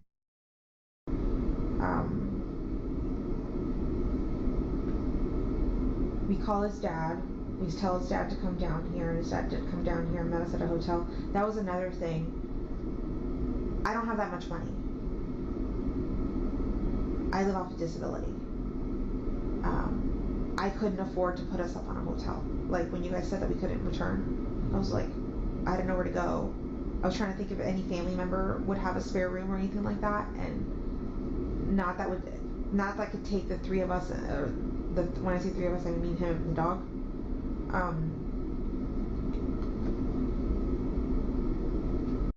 Let's call it what it is. It wasn't nobody could take you in, Jenn. Otherwise, you could have gone and stayed at your mother's. It was Stefan. Your family didn't like Stefan. They didn't like him. They thought he was a bum. He didn't have steady employment. Money was always an issue with the two of them. She said before that they hardly went out and did anything because they didn't go on dates because they couldn't afford to. Like, those are words from her mouth. Her family didn't like him. He didn't go to the birthday party because he wasn't invited. You think about the people in your life that you care about, and if they are intermingled, if they are entangled with somebody who's a dirtball, useless piece of crap, you're not going to like that person. You might be cordial in their presence when, you know, they're brought along to a family event or function, or you could be the type of person that says, you know what, you're welcome anytime, but they aren't, because I don't like them. There can be 1,001 reasons to not like someone. It doesn't mean that her family knew that he was a creep and doing to Maddie what he was doing. They may not have known. They may not have had a clue. There could have been many other reasons to not like him. He sounds so woe is me. If you don't know what strong sad is, Google it. It's a cartoon character. He's just strong sad. He's just sad all the time, monotone voice. Like, just depressing to be around. And that's how I view Stefan. He doesn't seem like a very jovial person. And it could be just the circumstances surrounding. Maybe I'm way off the mark here, and he is a totally different person outside of this. But he just has that morose kind of sound. Even talking to his parents, it's just, I don't even want to call it an Eeyore effect, because Eeyore is cute, and I don't want to do, like, I don't want to disrespect Eeyore like that. But that's kind of like how it sounds. Oh gosh, my tail fell off again. You know, that's the kind of mentality that he has. So there's a lot of reasons for people to not like Stefan, and I can imagine that they felt that he was a strain on Jenn and on Maddie, and they didn't like him, and they didn't want him around. It's that simple. Some people can be nicer about it than others, and other people like, you're welcome, but he's not. And that's the interpretation that I get when it comes to Jenn's family. They love Jenn, they love Maddie, they did not like Stefan, and they did not want Stefan in their home.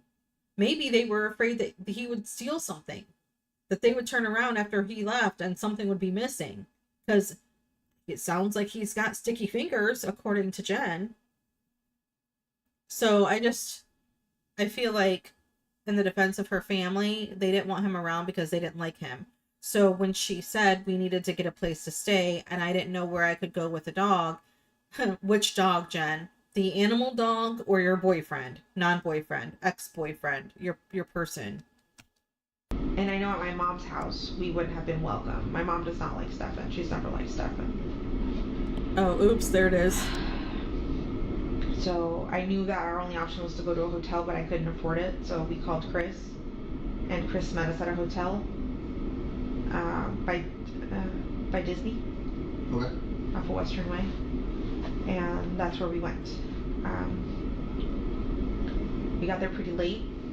We checked in. I used the restroom, and I was getting ready for bed, or laying down in bed probably around 3:30, 3:45 in the morning, and I fell asleep. Stefan was already asleep at this point. Did you go straight to sleep when you got in, or just kind of drifted off as you were falling asleep? Like you went to the bathroom and he goes straight to bed? He was already in bed before I went to the bathroom. Okay. I was on my phone for a little bit. He was laying in bed snoozing. I went to use the restroom. I was in the restroom for quite a while because I had like a terrible sub. When I came back out, he was asleep. At least I thought he was asleep. But His dad stayed with you guys? not in the hotel room. He stayed in a different room on the same floor. Okay. The following morning, I wake up, I think around 9 o'clock in the morning, and Stefan's not there. And I remember thinking, he left again without his phone and didn't tell anyone where he was going. That's suspicious as fuck again. Why is he trying to... Well, we took his phone, so he got a new phone? He didn't get the new phone until later that day, where his dad woke up, came to our hotel room, and then handed him a phone. Okay. And said, here, have this phone in the meantime until you get your old phone back. Oh, so you're just saying he's out and about with no phone? Yeah, he's out and about with no phone, so there's no way for us to contact him. There's no way for us to... I didn't know if he even knew how to get back to the hotel. Because I drove that night. He's a little oblivious to when it comes to directions. So I was just like, is he gonna even figure out how to get here? But he rolled in around 11:15. Rolled in with a... He's a little oblivious when it comes to directions, but he happened to take Maddie to a location that would have been relevant to Jenn and not to him, because he's not from that direction or from that area or know anyone in that direction or that area. And he didn't have his cell phone to have GPS or a map. Okay. cup of Wawa and said, oh, I'm so sorry, I was just driving around. I grabbed some Wawa on 182 and got lost. I didn't know how to get back to the hotel, but I'm here now. And I'm just like, detectives are about to show up. What the fuck would have happened if they showed up and you weren't here? Like, you would have been a fugitive. Like, what are you doing? And he was just apologetic about not telling anyone where he went. But you know, I mean, he had a Wawa cup and he said he was up at 192. Yeah, but in reality, I know that he truly took my car in the middle of the night to Northport, Florida, and I was down there for an hour and came back. I didn't suspect that at all. Okay. I literally thought, I'm like, oh, this man, we were right next to like a a Target. So I'm thinking, oh, he's probably like stress shopping, just looking at stuff. He likes to browse. But it's like, maybe he's in there or something. Stress shopping with no money. That contradictory thing. And of course, she had to immediately amend it. You know, just window shopping. Yeah, I'm sure he just goes to Target to window shop. I'd be interested to see. I don't know that they've released it in all of the documents yet, if it's coming or if it's waiting for trial. I'd be interested to see what card he's using. When he goes shopping, when he shops online and buys off of Amazon, off of eBay, when he goes to these game shops and the vape shop and he goes to Target, I'd like to see what his expenditures are. I'd like to see how much money this man is spending. I mean, I suppose you can go to Target and spend cash, so that would be kind of difficult to track. But he's just, you know, carrying around wads of cash and she doesn't notice. That's strange. Okay, I mean, it's a possibility. But he's also not just buying things in person. He's buying them online. So I would love to see what his shopping history, or what his what account he's using, and what that history looks like. But I didn't have a car. I couldn't go out looking, right? And also detectives were coming, so I didn't want to leave. Detectives eventually show up.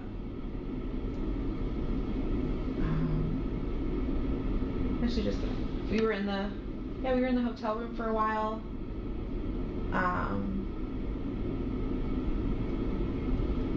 He went back to sleep and slept. I took a little snooze for a little bit that morning, and then I got up, and then I went downstairs to the lobby, and I saw Chris. And Chris asked if I wanted some lunch, so we went to the hotel bar and ate some lunch. We brought up some lunch back for Stefan. Told him to eat a little bit. When he woke up, he took like 2 bites.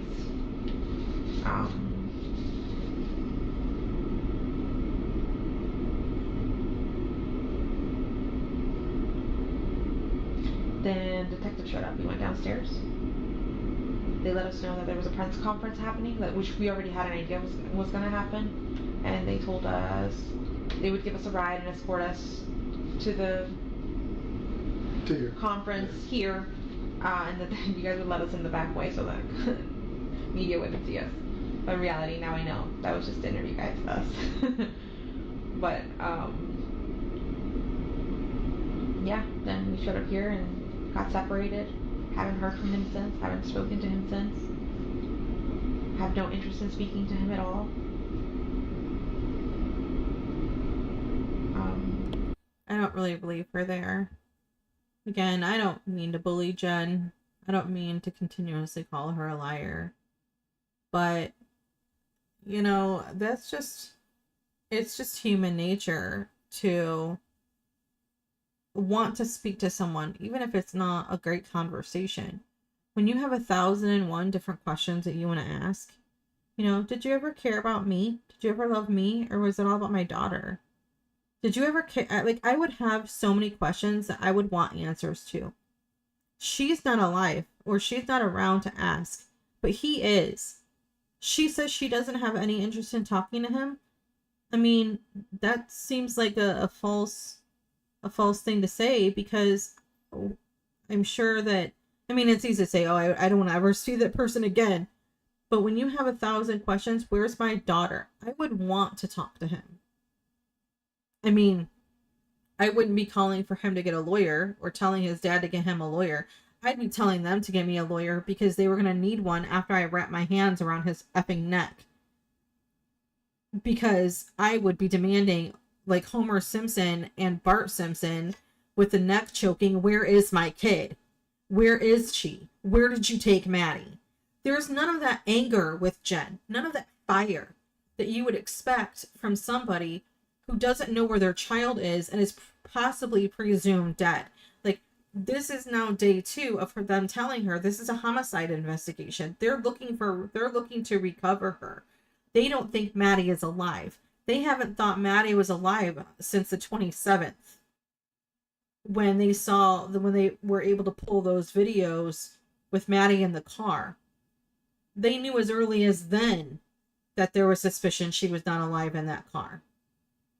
So there's no urgency. There's no fire in her. There's no rage. There's some sadness and tears when, you know, it's conveniently surrounding Jenn. Not Maddie, but Jenn. But where's that anger? Why don't we see any of that? You know, I'm not going to talk about the situation that happened in Texas at the track meet. Because I have a lot of feelings there that I know a lot of people would come down on me for. So I'm not going to get into that whole tragedy. It was a horrible thing that happened.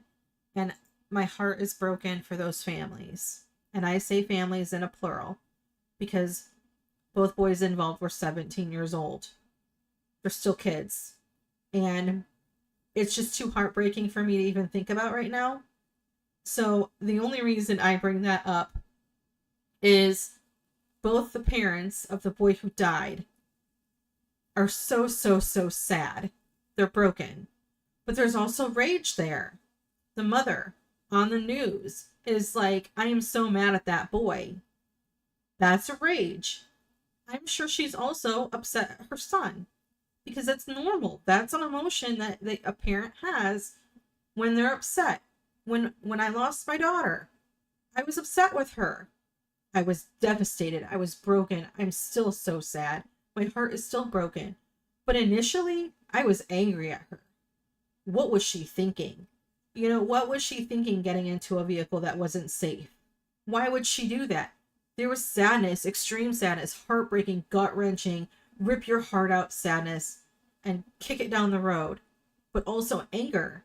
There's no anger with Jenn. There's nothing. There's nothing that anyone would expect that comes out of her. Nothing. Not at any point at any of these days. Not when she's had a chance to get rid of the shock that Maddie didn't go to school on Monday. Like, she's had days to digest this. And yet nothing is changing in her. Nothing. Yeah, that was it. Then we got interviewed. What have you done since? Like, where did you go back to the hotel? Did you stay somewhere else? No. So after the interview and all that stuff, Chris took me to my sister's house. I've been at my sister's house ever since. Okay. Yesterday I went out for a little bit to go to Target to try to take my mind off of things. I went to Target to go get myself a toothbrush and deodorant, things that I didn't have because I left the house the last second.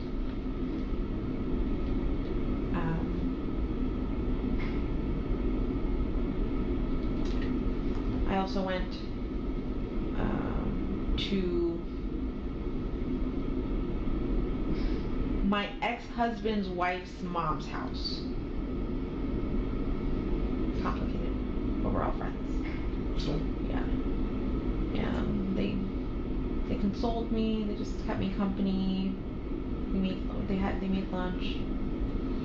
Then I went back to my sister's house, and I've just been pretty much there ever since now. When I went to Target, I decided, like, oh shit, I shouldn't be out in public. People could recognize me. It can either be good or bad what people could tell me. I've already had people recognize me in my community, and dealing with people's heavy emotions and them coming to me and crying and telling me they're so sorry and how they feel is so heavy because I just have to kind of stand there and take their emotions and, like, I don't know, it's so heavy. When I realized that these were the interactions I was having in public, I'm like, I need to stay at home because I can't carry anyone else's emotions right now. I have my own to deal with, like my own. I don't want my own mental health suffering right now, or for me to spiral and end up back being hospitalized. So when did you meet Steven or Stefan? I met Stefan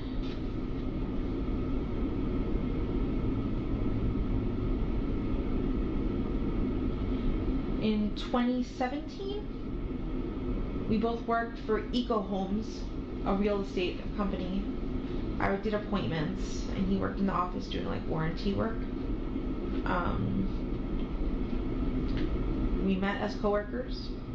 We became really good friends. We were best friends for like a year. And then eventually I asked him if he wanted to hook up, and he said sure.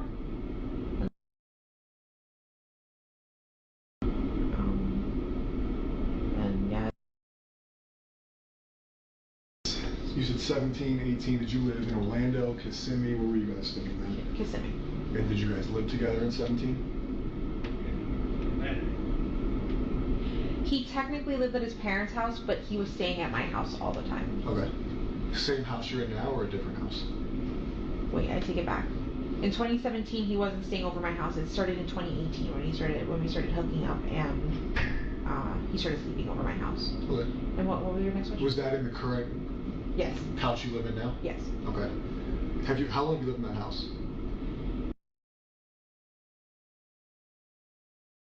On and off, because at one point we moved close to where his parents live right now. They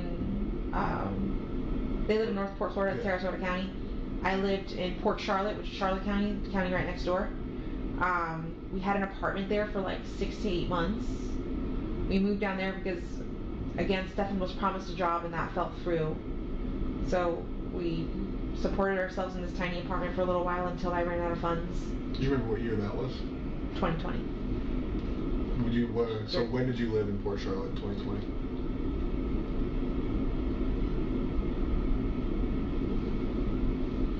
I don't remember what month I moved in, but I remember moving out in November. Of 2020? Yeah. Okay. So it was some.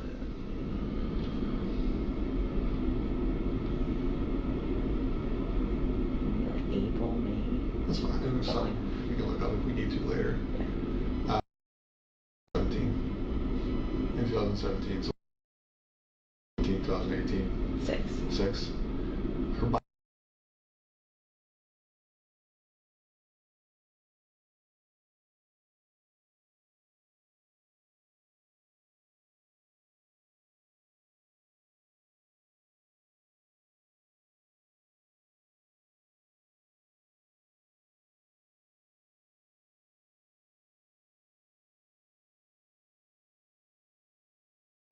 This is all redacted, unfortunately.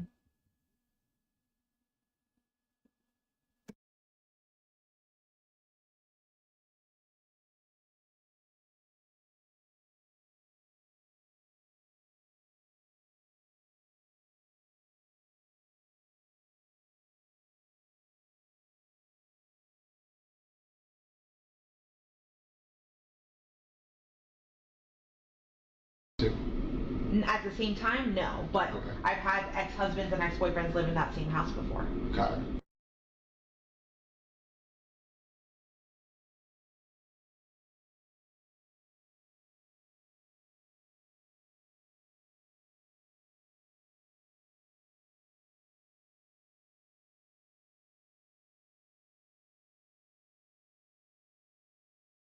You moved to Port Charlotte sometime in 2020 for a few months. Yeah. And then you came back to the same house.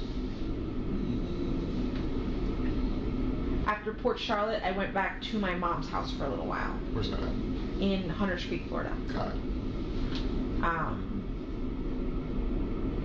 Even before Port Charlotte, actually, the few months before I was in Port Charlotte, I was living at my mom's house. With Stefan. Around March 20, decided he wanted to renovate the house and possibly sell it, so he told us to get out. So March 2020, so around COVID time, like 2 weeks after COVID was announced, I moved in with my mom. Okay. And I lived with her for a little bit, and then the Port Charlotte apartment happened. We moved to Port Charlotte, were there for a few months, came back to live with my mom, was there for a few months, and then I decided to move back. That he was moving out and like getting an RV and like living the RV life. Yeah. So he needed somebody to take care of the house for him. So I said, yeah, I would do it, of course. So I moved in. I moved into his bedroom, downstairs, the master bedroom.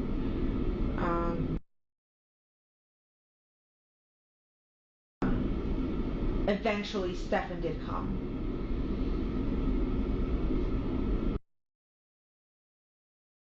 For a few years.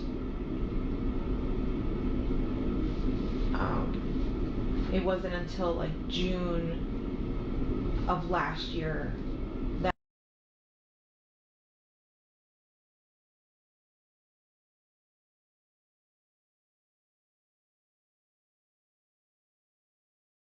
I can go upstairs to the guest bedroom upstairs because I just he's not a very clean guy. He's kind of a little hoarder and a collector. So just my house was always a mess and never the way that I wanted it to look. Or the clutter just gave me anxiety. So I asked him to move upstairs and he did. And he lived upstairs until until December of last year. Wait, did she just say clutter messes with her anxiety? This is going to be a different video because I will have to pull all those pictures up to kind of do my own slideshow. but clutter messes with her anxiety, and he was a hoarder. Jenn, honey, your bedroom was not clean. And if it was clean and tidy, I mean, I wouldn't say it was filthy. I don't think it would, qualify for, people to normally, under normal circumstances, share her room, be like, oh my God, this bee is such a mess. Like, oh my God, look at all her stuff everywhere.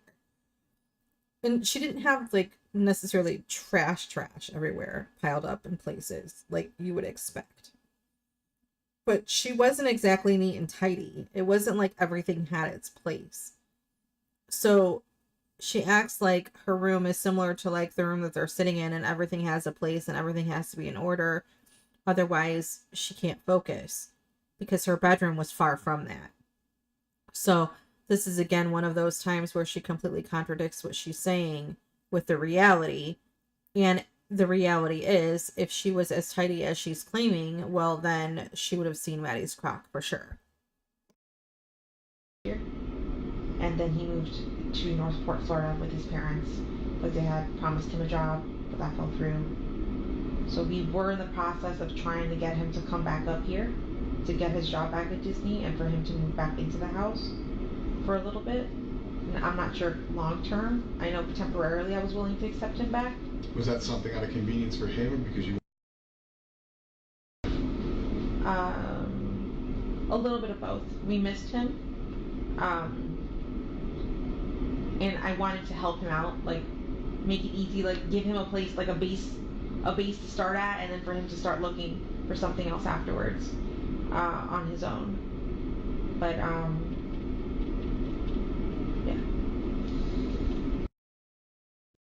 You obviously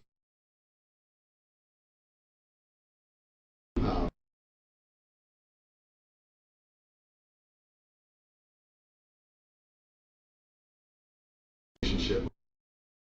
Talk a lot. Is she a secretive teenager? What is like your kind of day to day with her?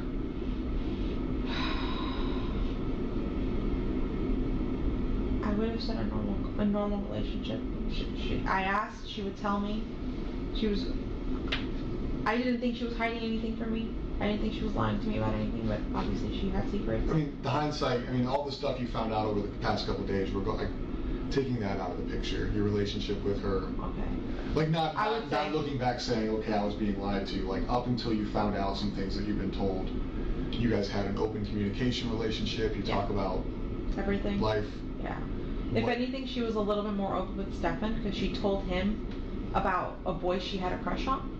Okay. And that his name was, and she described him. And Stefan's like, are you aware that she has a crush on a boy? I said, no. He's like, yeah. She told me his name is, that he's tall, and that she likes his fluffy hair. When was this? Do you remember when this conversation happened? Within the last week sometime, but I'm not sure. Okay. Like so we saw, within a week of that Sunday. I'm not sure if she had told him via phone chat. It must have been via phone, like phone convert, like So, Maddie was my everything. We were super close, but also we're in therapy because we couldn't communicate with each other. But Stefan was basically like her bestie. They were best buds. Gag, gross. According to Jenn, allegedly, she's saying that they were very close, and she didn't tell her mother that she had a crush on a boy, but she told Stefan. So was it really as casual as Jenn's claiming, that she just felt so open with Stefan and not in a way that she was open with her mom, that she could share that she had a crush on a boy? Like, this just seems so, I don't know. We don't FaceTime, we Google Meet. The Android version of FaceTime, yeah. So we would Google Meet often. Sometimes when we get home from school, just talk all day, or sometimes not even talk all day. We would just bullshit. I would be doing my own thing. He would be doing. We're just keeping each other company on the phone. And I think in one of those conversations, she told him that she had a crush on a boy. But I checked those text messages with that boy, and nothing seemed weird either. So. But how did he? I mean, it could be new. I mean, she sees a guy at school. She thinks it's attractive. He shows her attention. I mean, she's young. How did he take it? Was he like? And I want you to think back before you know things you know now. Like, did he seem concerned about her? Did he seem excited for her? Like she's starting to, you know, be a kid and have crushes and everything else. Like, he seemed happy for her. Okay. He's like, yeah, did you hear this? This is super cute. And I was like, oh. She hadn't told me. And I wondered, I'm like, why didn't she tell me? Why did she tell him and not me? And like, I want to know who she got a crush on. But maybe it's because I told her she had a rule. She wasn't allowed to date for a few years. Okay. Until like, I think I had said 16 or something like that. But I didn't want her dating. So then your relationship with her was open. Obviously, she's a child. She's not going to share everything. Yeah. With him, it seems like she has a very open relationship with him. They talk, they hang out.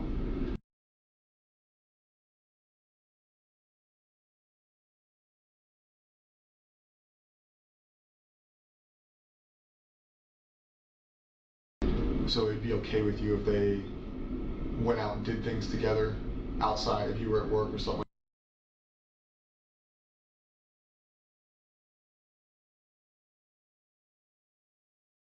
So the living situation with them, I'll be honest, seems weird. It's weird to me. She's got a bedroom downstairs. What's kind of the mindset or the thought process, the communication you've had with Stefan about, you know, she's not going to sleep in her bed, but you guys are going to go sleep in the guest bedroom? So originally the plan was that all three of us were going to sleep in my bed together. And I'm not just saying Sunday, I mean like.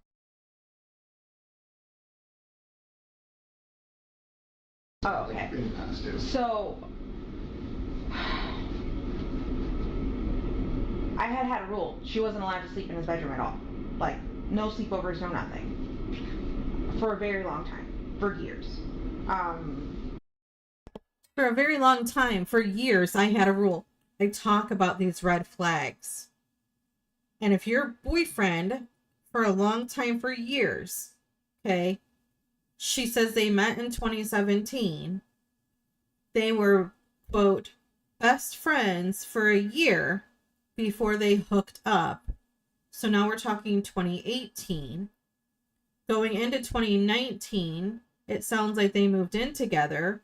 Well, then you run into where it becomes COVID time and they got that apartment that they were quarantined in, that they lived in, she said, for about 8 months before they moved into the house that they're into now. I think it was like 2021, maybe 2022 when she moved to that house. I'm not quite sure there. I'd have to go back and listen to what she says. But for years and years, she's had to shut down them sleeping alone together. For years and years, they haven't been together 20 years. They've been together they've known each other since 2017, but they moved in together, it sounds like sometime 2019, 2020, because of COVID. So for years and years and years, it was a rule that they couldn't sleep together. But suddenly they could sleep together and it was okay, and she finally caved. Instead of kicking his ass to the curb when he first brought it up years before, when Maddie would have been 9 years old. Like, get the hell out of here, dude. You want to sleep with my 9-year-old? Who would ignore that or dismiss that with, oh no, I gotta make a rule, you can't sleep together with my 9-year-old. You're like, at that point, he would have been like 32. A 32-year-old wanting to sleep with a 9-year-old. Had it kicked his ass out so fast, he wouldn't have been able to blink. He would have been gone. It's not like he had, it's crazy to me that she makes the statement, oh, I had for a really long time, no sleepovers, no nothing.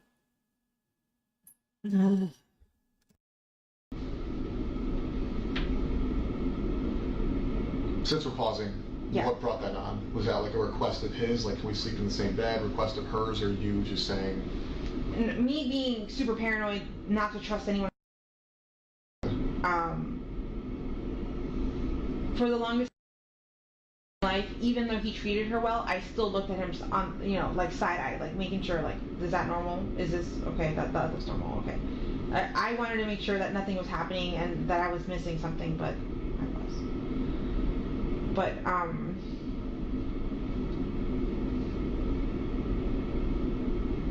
he never requested. I'm sorry. Repeat the question then. So I guess when you said like you had a rule, like obviously we know now they've, you know, slept in the same bedroom together and everything else. I'm sure you're questioning a lot of things that like you haven't been told or that are going on. The thought process of them sleeping in the same bedroom caused you to say that you had a rule for the longest time where they couldn't. Yeah. I have a son. He's a lot younger than her. He's 4.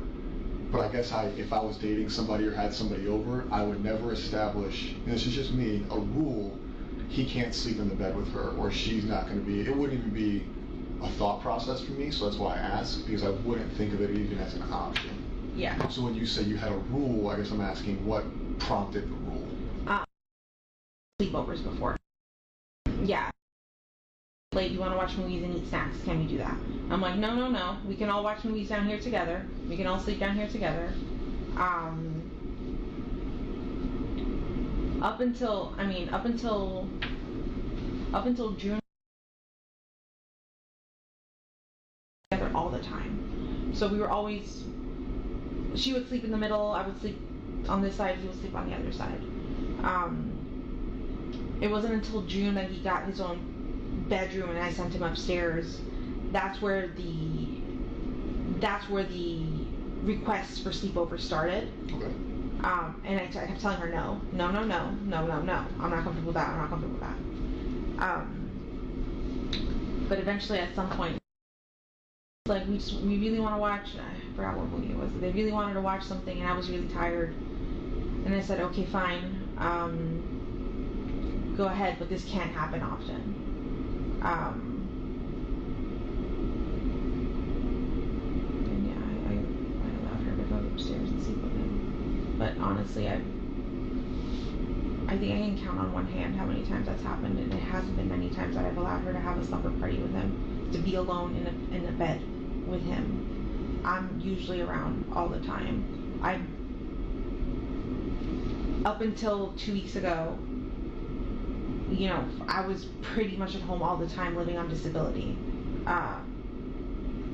If I wasn't at home, just, you know, I was substitute teaching, but I was substitute teaching primarily at her school or at the school close by, but I'd make sure I'd get out around the same time and I'd get out in time to pick her up and take her. So she was with me pretty much all the time.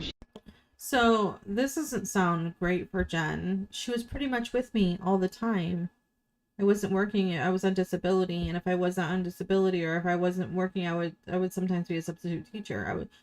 So then how did he have all these photos? I mean, there were 35,000 photos. I'm guessing mostly of Maddie on that drive alone. We're not even including his phone, which, I mean, theoretically, some could be duplicates, different, you know, cropping and lighting and whatever grossness he was doing. But 35,000 photos is a lot. Even if you divide that in half, that's still a ungodly number of photos for her to not know about, that not know exist. That is a lot of time of him being alone with this little girl. Now, if it was one of those things where she would sleep 10, 12 hours a day because she would take her meds and just, I guess, go comatose, which is possible, that she did a lot of sleeping while she was on disability and gave him access that way. But then she acts like Jenn was, or that Maddie was with her constantly all the time when she wasn't in school. Again, it's not consistent with what either you knew about those photos and you knew he was abusing her, or you were sleeping all the time and leaving her vulnerable. You can admit that. That's okay. You can say, hey, I was not a good mom. I left my child vulnerable because I was so deep in my own depression and taking meds that I was sleeping all the time and not being a diligent parent. She can say that. And yeah, people might not like it, but it sounds way better and way more understandable than, oh, I was with her all the time. I was super diligent. I saw everything. I had these rules. Blah, blah, blah, blah, blah. For a long time. For a really long time. Well, a really long time, Jen, for a 12-year-old, 13-year-old girl is not a long time. That is a completely subjective. I mean, I guess she calls, you know, his mom super old, which, I mean, she might be 70, but we all get there someday, Jen. I mean, super old to me is they're 100. Maybe that's me thinking about my own mortality and how many years I have till I'm 70. I don't even want to think about it. But it's one of those things to where she uses these subjective phrases. Well, what's a really long time to you, Jen?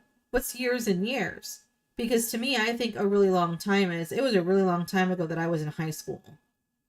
It was a really long time ago, it feels like, when I was with my ex. And it was a really long time ago when I met my husband. I mean, when I say a really long time ago, for me, I think, you know, more than 10 years. When she says for years and years, for a long time, when she's talking about a 12-year-old, well, she's known Stefan since Maddie was 6. It would have been Maddie being about 7 or 8 years old when he would have moved in with them, which is, coincidentally, around the same time those first images of a sleeping Maddie and a Stefan were being taken. That's when police had found that the abuse started. Was shortly after he moved into the home. It was from her timeline that she has given, it was almost immediate.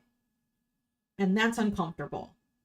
It's uncomfortable to think that almost immediately, and she said that's about the same time Maddie's behavior changed. Well, if your child's behavior changes dramatically, and this isn't just for Jen, this is for any parent. If your child is a night and day change, and it's so dramatic that it's like you're dealing with a whole different person, you need to ask yourself why. What has happened in my child's life for them to be such a different person? Because this isn't something that usually just happens out of nowhere over nothing for no reason. If something is happening to your child where suddenly they're combative, they're angry, they're pushing boundaries, they're getting upset. I mean, these are things that kind of normally change as a child ages too. But these are signs, these severe signs to the point to where she was having her daughter tested and she was thinking maybe she has autism. If she's thinking that this is something so serious, then she also should have been questioning, well, what in our life changed? And the biggest change in the life was Stefan moved in. They moved in together with Stefan, and that's when Maddie changed. It sounds like almost immediately. So why weren't there any flags to her then? Hey, this guy just moved in my house, and now my daughter is a totally different child. And that's how I don't understand how it took Maddie disappearing and being told that Maddie may be dead for her to be like, oh, well, this happened and this happened and this. And these aren't little things. I know that when, you know, manipulation happens over time and it's gradual and it starts out small. And then when you start putting the pieces together, you're like, wow, I can't believe I ignored all of this. This isn't like that, though. This doesn't feel like that. These are pretty big things. These are significant changes in behavior, significant changes in how she was functioning at school. And suddenly she had this learning disability where she wasn't able to stay awake in class and she was just struggling. And then they put her on medications that were clearly messing with her ability to function at school. I mean, if she's falling asleep in class, her meds aren't working. It's just that simple. But you know, when people are on medication that's not meant for them, they don't have the correct, it doesn't have the correct effect. That's why people aren't supposed to take a medication that's not theirs, because that medication is tailored for what their needs are. So for example, if I need help focusing on something, I need a medication that's going to help me focus, not a medication that is going to make me hyper. That wouldn't make sense for me. But this is a big thing. I mean, obviously you don't want people overdosing, and that's an issue too.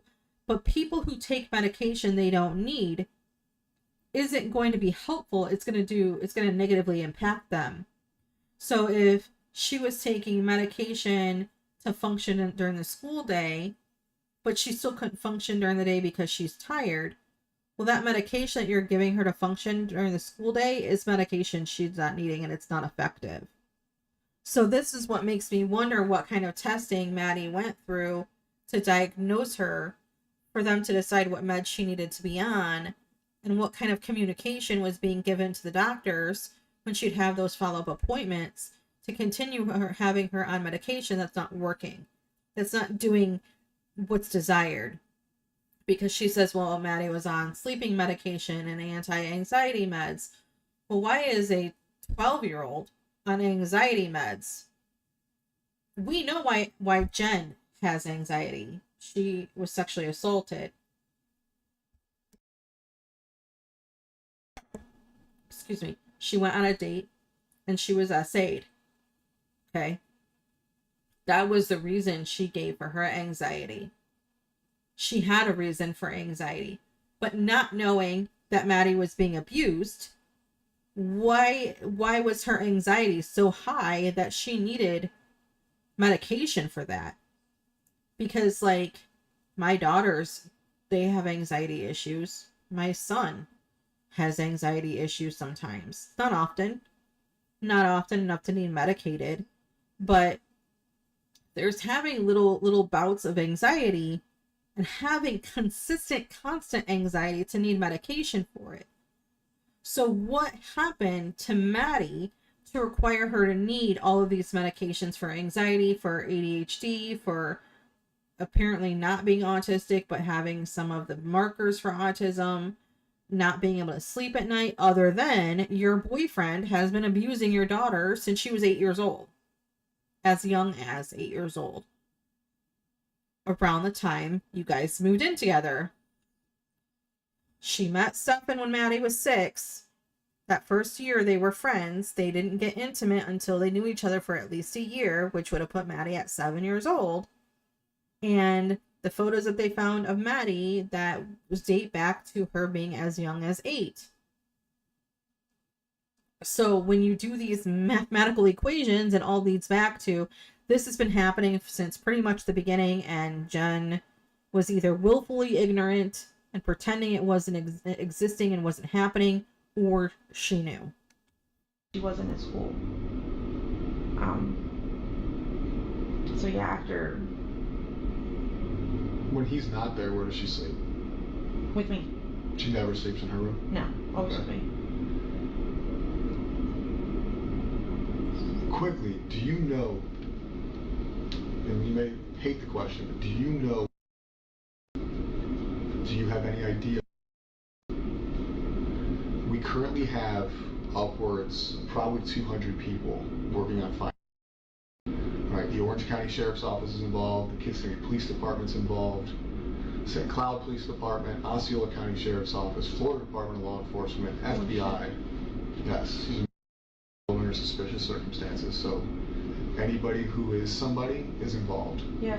So regardless of the circumstances, those people don't get to go home. Those people don't get to go back to their families. Those people don't get to live their lives and go back to their primary jobs.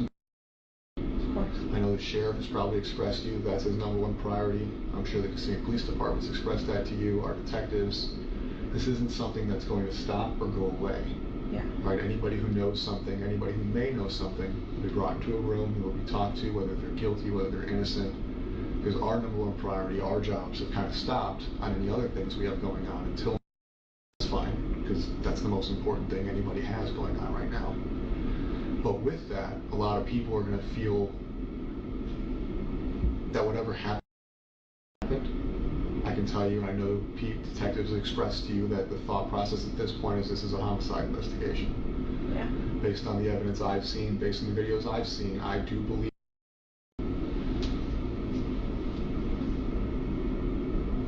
With that being said, and the reason I tell you that, not to be an asshole, is because the thought process with us leads it in a different investigation, a different way. Meaning, whatever has already happened, right? We cannot change what happened most likely on Monday. We cannot change the fact that I believe Stefan killed her, right? All we can do now is find her as quickly as possible. On the 2% chance we're wrong and that she is alive, that's phenomenal, right? That's the best thing that could happen. On the chance that we are 100% correct and she has passed away, finding her now versus later will bring closure to your family, will bring closer to everybody, regardless of how it happened or why it happened. Meaning, if you have an inclination, if you know where she's at, if his father knows, that doesn't mean those people get held accountable for what he did. It doesn't mean those people get held accountable for knowing what he did. It means we close out the investigation.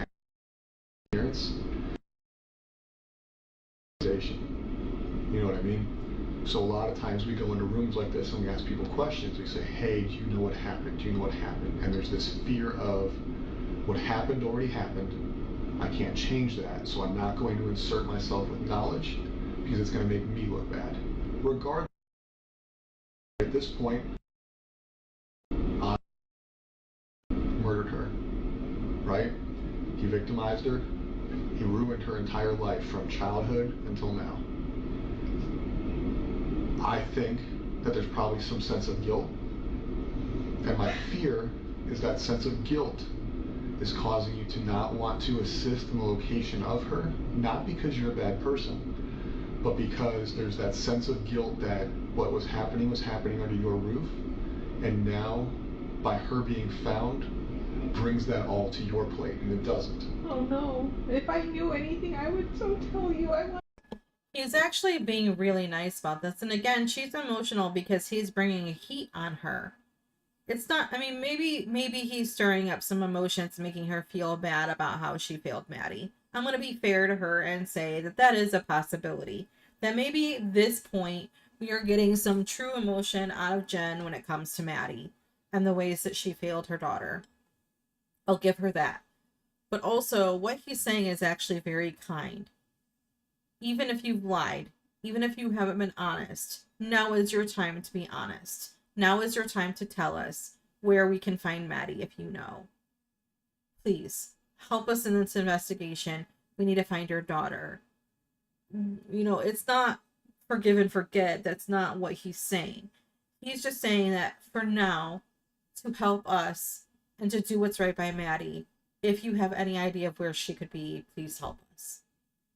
And that is a genuinely kind thing that he can say to her. Like, he's kind of still being a hard ass. Like, he's holding her accountable for her failures, but also, like, he's being way kinder to her than she probably deserves in the eyes of a lot of people. And I can respect that, his choice to treat Jenn with the authentic kindness that he is extending to her right now. But it's just sad that it's come to this. It's all these hours of her talking to different police and different people.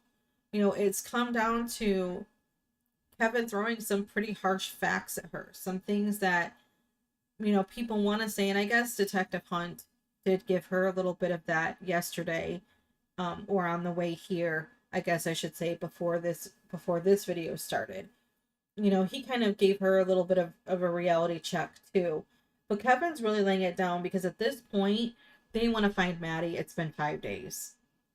And the longer it takes for them to find her, I mean, I'm going to get, you know, scientifically gross for a second, but it's February, so it's not super hot like it would be in the summer, but it's still Florida. She's outside in the elements somewhere in Florida, where there's all kinds of wildlife. I mean, my father-in-law will go golfing, and it's not uncommon for him to see a gator just walking across the, the course between him and his ball. So there's all kinds of wildlife in Florida that, it's just the way it is. So the longer it takes to find her, the more her body is just laying out there before Maddie is just laying out there with all of the things that come into being out in the wilderness. And they want to find her. They want to give her dignity and a burial and be able to put her to rest and give her what she deserves in death that she didn't get in life. So I can appreciate him in this moment being like, if you know something that you're not being forthcoming about, please just do it without worrying about the repercussions, without worrying about how this will reflect on you. Just tell us what we need to know. Even if she's dead, because you guys tell me your suspicions, but I'm not going to believe it until I have her body. So there are things, and the reason I say these things, and again, I'm not trying to be an asshole, but the reason I say these things is there's been a lot of things you've said, and a lot of things I've kind of researched between the Fox 35 story, between your initial statement to the police. A lot of things have changed. The initial statement to the police was you watched her get dressed, you watched her leave, you knew exactly what she was wearing. Can I tell you Absolutely. my thought process on Yes, that, ma'am. or where I came from with that? I was handed this form, and I'm like, where do I start? What do I write? And somebody said, tell them what you saw. And so I started with I saw, and then I wrote out what I wrote out. But it wasn't until later I was like, wait, I didn't see her. I assumed that I saw her. I assumed that I heard her, but I didn't. In reality, I didn't see her. I only saw him, and I heard something in the kitchen, but I don't know who that was. Which we've talked about today. But I guess there's other concerns. Right? Mm-hmm. You were nervous. The police have showed you their hand. They said, Stefan, we want your phone. Stefan, we want to talk to you. We're going to lock down your residence. You can't go back inside. Me? I don't care if it's the love of my life sitting next to me. I don't care if it's maternal grandma. If the police come and take my mom's phone and my son's disappearance, I'm not going to offer my mom a lawyer. That's nuts to me. That to me shows you prioritizing Stefan. Because at that point, you became more worried about him being falsely accused than any. Does that make sense what I'm saying? Whether or not that's what you felt, does that make sense? People having lawyers is their constitutional right. That is a thing that everybody is afforded. But for somebody who's going through what you are going through, to offer him a lawyer leads me to believe that there may have been a conversation, there may have been knowledge, or there may have been some inclination that you had, whether it be his involvement, her location, or something to where in your mind there's guilt. I promise you, because you offering him a lawyer is very weird. I know. And I've said that too. I'm glad he said that to her as point blank as he did. You see these photos of him with Maddie abusing her, and what Jen's about to say really pisses me off. The first time I heard it, I was so mad I had to pause the video and walk away, because what she is about to say enrages me still. But he's saying to her that we're showing you these images, and just after you're seeing these images of him abusing your daughter, and I think that Gisela may have missed that interview. Or maybe I missed it and it's not her, it's me.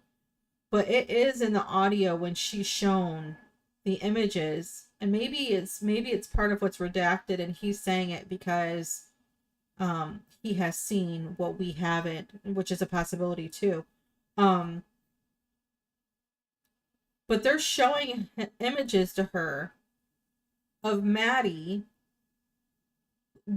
looking like she's asleep. And I'm going to say this as best I can for YouTube censors. It looks like she's asleep and his genitalia is in her mouth. I am so horrified by the fact that this exists. And then she says, can you zoom out? I can kind of see, but I need to see the rest of the image. And they're like, are you sure? Because that would have been enough for me. I'd be like, get that out of my face. She wanted to see more. And then, immediately after this conversation, that she finds out that he's been perping on her daughter since pretty much the beginning of them living together, she goes to his dad and says, I think you need to get him a lawyer. My eye's twitching. I think you need to get Stefan a lawyer. Why on earth? I'm continuing. No,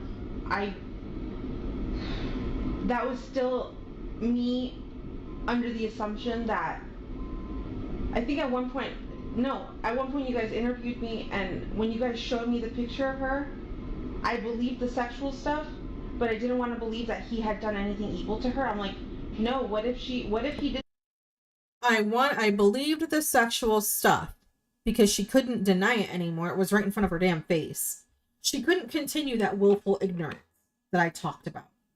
It was right in front of her face. You can't deny something that's right there. The evidence, the proof is in the pudding.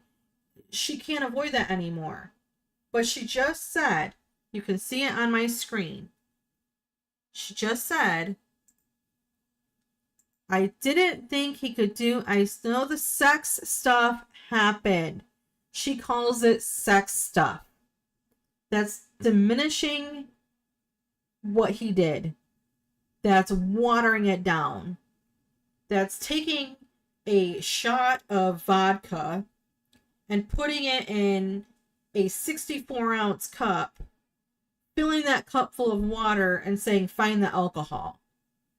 That's what she just did. She just diluted down what he did to make it small, to say, I don't think he would do anything evil to her. So the sex stuff isn't the sex stuff that you call it. The blatant sexual abuse to your daughter isn't evil. It's not evil. I can't imagine thinking in a world where a parent would respond this way. I don't think, I believe the sex stuff happened. The sex stuff. There's that shot of vodka and 64 ounces of water. I believe the sex stuff happened. But I didn't think he could do anything evil to her. Baby girl, that sexual abuse is evil.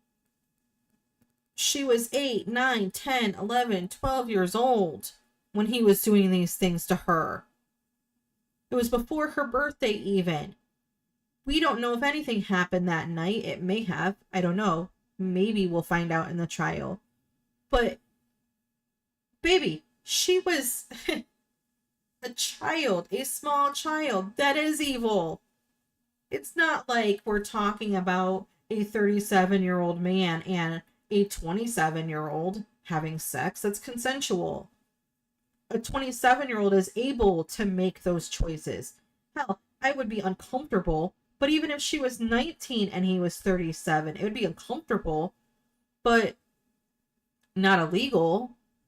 I don't like it. I have a lot of reasons to not like it. I think it's icky for me personally. I could not imagine anyone over the age of 28 to 30 wanting to be with someone who has the word teen in their age. But I can't crucify people without knowing their story or without knowing information that led them. Like, everybody has a past, and I can't pick them apart because I don't know the logistics of things. But we're not talking somebody in their 20s. We're not even talking about a 19-year-old. But if she was 19 when this happened and it started when she was 12, or 13. Well, that's grooming. Like she talked about with, you know, her whole Woody Allen thing, which, you know, she brings up with him too. I think she already did. But like, or maybe she's about to. I can't remember because I've watched this so many times. I don't remember the exact order of things. But she's saying, I don't think, I believe the sex stuff, but I don't believe he would do something evil. As if sexual abuse and sexual assault to a child isn't evil. To your child isn't evil. I can't with her. This stuff fine, but what if she's still missing out there? What if somebody took her? I still wanted to believe I believed him. I believed his whole story. I think that there's probably some sense of guilt. I went back a little. And my fear is that sense of guilt is causing you to not want to assist in the location of her, not because you're a bad person, but because there's that sense of guilt that what was happening under your roof, and now by her being found brings that all to your plate, and it doesn't. Oh no, if I knew anything I would so tell you. I want to even if she's dead, because you guys tell me your suspicions, but I'm not going to believe it until I have her body.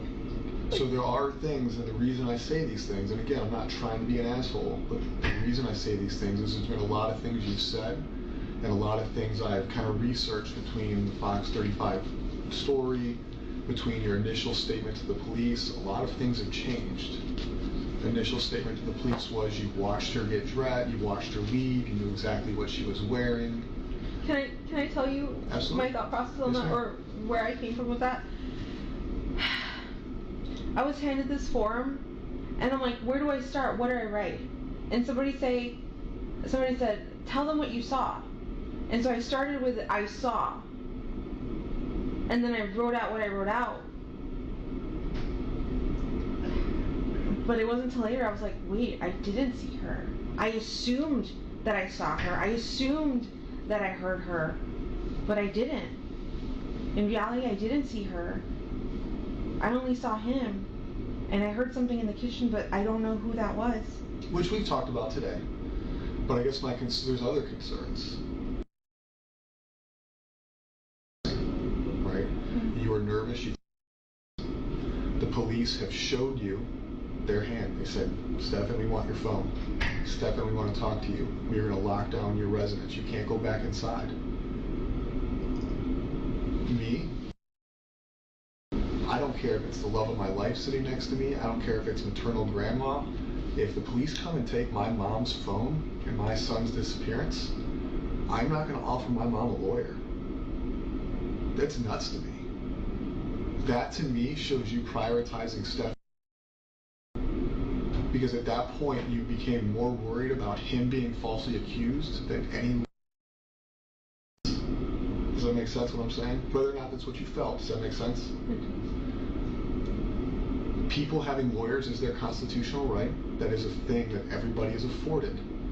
But for somebody who's going through what you are going through, to offer him a lawyer leads me to believe that there may have been a conversation, there may have been knowledge, or there may have been some inclination that you had, whether it be his involvement, her location, or something to where in your mind there's guilt. I promise you, because you offering him a lawyer is very weird. I know. That was still me under the assumption that I think at one point you guys interviewed me, and when you guys showed me the picture of her, I believed the sexual stuff, but I didn't want to believe that he had done anything evil to her. I'm like, no, what if he did this stuff fine, but what if she's still missing out there? What if somebody took her? I still wanted to believe I believed him. I believed his whole story.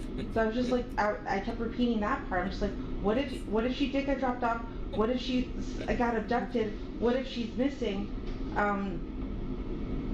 But that was me assuming that you guys had the wrong guy. I wanted to think he was a good guy still, but clearly he's not. After everything you guys have told me and have shown me, I know he's the worst person on this face of the earth. We know that right now. We know he's a piece of shit now. You know. But you didn't know that then. I didn't. Then you offered a guy who the police suspected of kidnapping, abducting, assisting the disappearance, offered him a lawyer. And then we don't have to roundtable that. You went back to what you just said is the sex stuff is fine. It's not fine. Hold on. I know every relationship is different, and I know everybody's family is different. I won't ask, but going back on, has he expressed interest in, I'll use the word weird, I'm not going to shame anybody for what they like, different sexual pleasures, different sexual experiences, different kinks that involve things you weren't comfortable with? The only thing he's ever expressed to me was like anal. Okay. He had an anal kink and like butts. Okay. But that was something I was never comfortable with or doing, and I let him know that like that's something. I know you're explaining your sex life to law enforcement, but the way she says that makes me laugh because, like, I know people are very either for or against. Very rarely are people indifferent. I mean, I'm sure there are people who are indifferent. But overall, when it comes to sex, you know, people are usually very for or very against anal. And it's not as taboo of a conversation that it used to be. I mean, it used to be something that, you know, people never talked about it because that was for the gays or whatever they used to say. But she talked earlier about how their sex was really basic, pretty vanilla. And I think it's funny that she is so sheepish when it comes to talking about anal sex with law enforcement, which, I mean, again, it might be kind of uncomfy to have this conversation face to face with law enforcement. Like, they're staring you down and you're talking about butt sex. Like, I don't know. An uncomfortable conversation. But it just seems like this is the most shocking thing to Jenn, is that he's into butts. Like, as if the whole world is just going to start shaking because she said it. Earthquake is going to happen. And the earth is going to tilt off its axis and go hurtling towards the sun because Jenn talked about Stefan liking butts. It's just so funny. And I shouldn't be laughing, but it's absurd. Something. That's fine. You guys slept in the same bed together. Stephen was a big portion of your life at one point. Stefan was a big portion of your life at one point. And this is not me coming at you as a person or a bad person, because shit happens in the past, and the past is the past. We can't change the past. Has he ever expressed to you anything? Never. Has he ever made these statements about made you feel different? No. Okay. When you guys slept in the same bed together, in the middle, did you ever wake up and find them cuddling? Did you ever wake up and find them closer than you thought they should be? They would snuggle, yeah. Okay. But we all snuggle. I didn't think that was abnormal. So if you guys are sleeping in the same bed and she's in the center, you've woken up and they're snuggling, they're under the same blanket, they're not under the same blanket? No. But just like... She's got her own blanket, she's got her spooning own... for what? What is snuggling to you? Because to me, snuggling, spooning. Big spoon, little spoon. He would lay down like this and she would be right here in the nook. Okay. How do you guys sleep?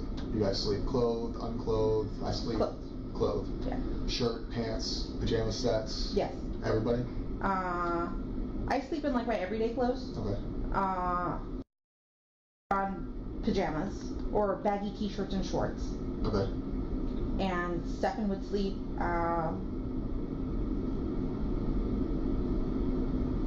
with his t-shirt or boxers, sometimes with his pants on. That gives me the ick. Your boyfriend is sleeping with your daughter in the middle, you on one side, Maddie in the middle, Stefan on the other side. She's in a long t-shirt or shorts, Jenn in her everyday clothes, and sometimes he's in a t-shirt and his underwear. Boxers are not shorts. Boxers are underwear. People don't usually wear boxers over boxers. Like, my husband wears the longer boxers, but he also wears shorts. Now, he doesn't to bed because we don't sleep with a teenage daughter. But it's just, it gives me the ick to think that they're cuddling. She makes sure to say, oh, they have their own blankets. Okay, sure. She's on one side, he's on the other, Maddie in the middle, and he's wearing his underwear. It's gross. And they've been doing this since like forever. But he didn't have pajamas. Okay, so they would snuggle, sometimes him being in his boxers. You would wake up and she'd be in the nook of his arm, or essentially in a cuddling position.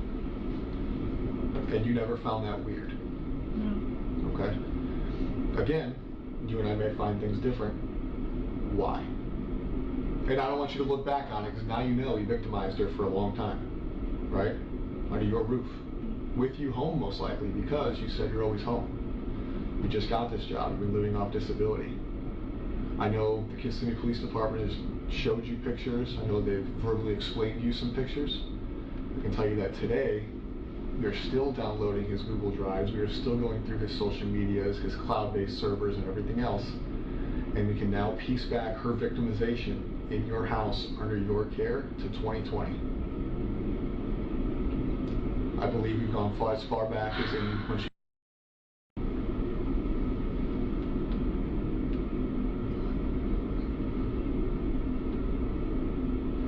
So when I ask, they've woken up cuddling, did you find things suspicious? Did you have an open relationship? Did he talk to you? Has he made inappropriate statements? It's almost like cheating, right? Like, have you ever been cheated on? Okay. Somebody can only cheat on somebody for so long until they fuck up, or until something comes out, or somebody says something, right? So we go back to 2020, we're looking at a minimum of 3.5 years. 3.5 years where I'm sure you guys are sexually active. You guys... Yes.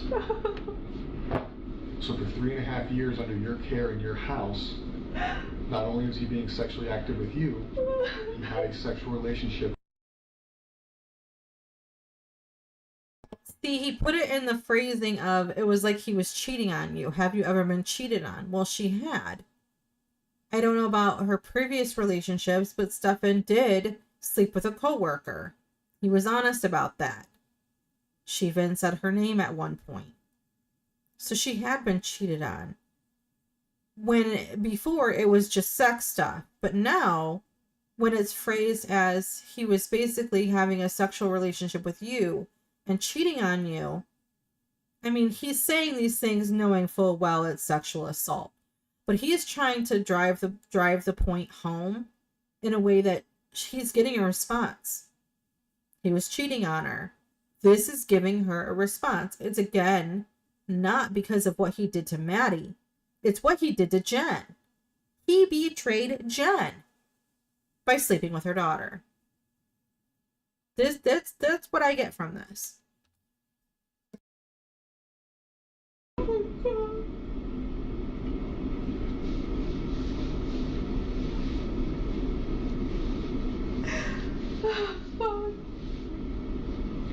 And I know it's an emotional thing, and I know it sucks to hear, but where I'm coming from is it seems like something that you can't hide forever. You guys live in a small space, close quarters, you sleep in the same bed, you guys all talk, you guys all share things, you're an observant person for the most part, I assume. Outside of taking medications and going to sleep, it seems very difficult. A lot of grown-ass adults can't hide an affair with somebody who doesn't live with them, let alone somebody who does live with them. So at a certain point, I do believe you became aware of what was going on. No.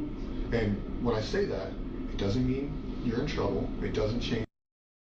I know, but... But I do believe that a reasonable person, and I consider you a reasonable person, right? Do you think you're a reasonable person? Yes. Would be aware that under her roof, sexual relation.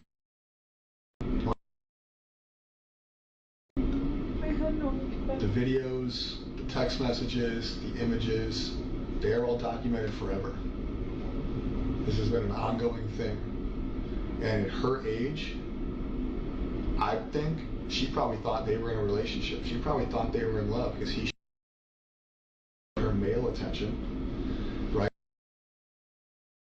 She just started liking boys, right? She just got a crush. Up until then, her crush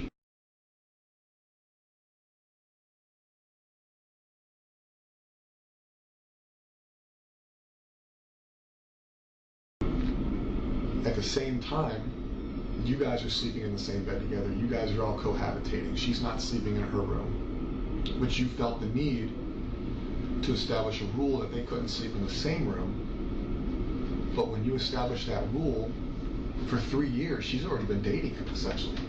Whether that's legal or not. I had no idea. So I truthfully believe, and this is my belief, I'm not speaking for other detectives, I'm not speaking for the sheriff's office, the state police department, or any other agency I've said. This is Kevin's belief. I believe that you became aware of their sexual relationship. I think at a certain point throughout this relationship, you became aware of it. And for whatever reason, your reasons are your reasons, whether it was discussed that it would stop, whether it was discussed how it would go, that you feel some sense of guilt. A lot of the news statements you've given kind of, again, my opinion only, I don't speak for anybody else, whether it's in this room or out of this room, bother me. It seems like some of your emotion, up until this room, I think some of the emotion in this room is sincere. I think a lot of it's because I'm being an asshole. I'm telling you things you don't want to hear that shouldn't be said out loud. But when you talk to the news, when you talk to deputies, it feels, based on my experience in this job, that it's not sincere. I feel like some of your sadness is not real sadness. I feel like when you gave the interview with Fox 35, it was not sincere. Looking at that video one time, I didn't feel like your cries were sincere. And I'm not saying that because you're a bad person. I feel like sometimes people struggle to show real emotion when they're aware of what the truth is. And see, this is really important for all of those people, the naysayers who defend Jenn staunchly and say it's the medication. This man, I don't know how long he's been a detective or a member of law enforcement, sees a ton of people. We're talking Sheriff's Department of Orange County, Florida. A population of, let's see, what is the population of Orange County, Florida? There is an estimated 1.429 million people in Orange County.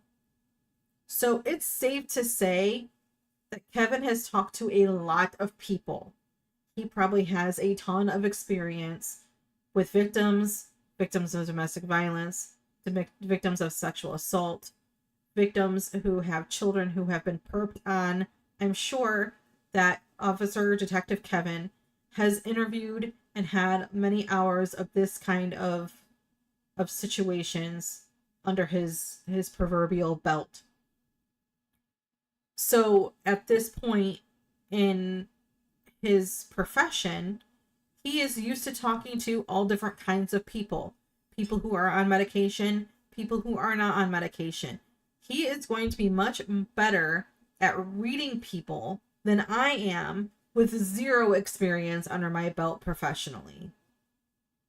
If he's saying these things that I'm seeing and that other YouTubers are seeing and people on Twitter are seeing, X, TikTok, wherever, Reddit, the common theme for a lot of people is Jenn doesn't seem sincere.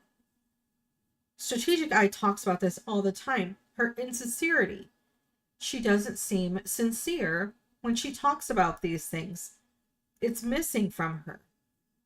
And she has the emotions. He mentioned her emotions. She has the ability to cry. But she doesn't have the same reaction of somebody who's receiving news that's shocking to them versus somebody who's receiving news they already knew. She's exhibiting signs of somebody who already knew what was happening. And it's hard to hide that. It's hard to ignore that. But here we go. Here's some more. It has to be fake. This is demise for the past, let's say, 5 years, right? But her going missing, her disappearance, if you have knowledge of how it happened, where it happened, an inclination, that emotion's not going to feel sincere because you're already aware of what happened. I would. It's almost becomes a lie at that point. If I knew anything, I promise you, I would tell you. Like, I am willing to take a lie detector test, whatever the fuck you want, but I don't know anything. He's never mentioned anything. I've never seen any signs. I tried watching her like a hawk. I thought I was doing a good job, but I wasn't. I was oblivious to everything. 4 years? Minimum. That's just how far back the cloud goes. And I find it hard to believe for me that you were so worried about how many pills she took at night, but not where she slept or what relationship she was. His interest in her. I thought we were all safe. I thought because in that he hadn't shown me anything so far, like everything seems fine. Like he seems like he treated her like he treats you. In his mind. It's so fucking disgusting. So now he's in jail because of what we found on his phone, not because somebody came forward and reported that he was abused. No, I know. She's not old enough to consent. She's not old enough to have a thought process to even want anything that was happening to her. It's abuse. So he's in jail for that, but something caused what happened, right? We searched murder, because we can call it a murder. She didn't die naturally. She didn't overdose. She didn't have a heart attack. We circled murder on Monday. Something had to cause that. He's been having unrestricted sexual activity for a long time. He's getting what he wants from her, probably from you, and who knows whoever else, right? So it's not like he woke up or went to bed Sunday and he was like, you know what? I'm done with this, but I'm gonna kill her. Something happened. People don't just wake up and like, you know what? They leave people, they break up with people, but usually things cause people to snap. Now what, you know what, and I'm in trouble, or I feel like I'm gonna, or him being out, we can go even worse. She's pregnant. That's what questions last night led me to believe when we started talking about her period. I was told that her and her friend, and granted, I'm male, never had a period, but that somebody found it weird that they were no longer on the same cycle. Could be different because she's a teenage girl. Could be that she missed her period. Have you ever found a pregnancy test at home that wasn't yours? I have 2 underneath the bathroom sink, but I haven't seen if they're still there or not. Okay. But you haven't seen any used ones in the trash? No. Their relationship hasn't changed? No. Okay. So what do you think happened Sunday? Other than him killing her. What do you think made him snap?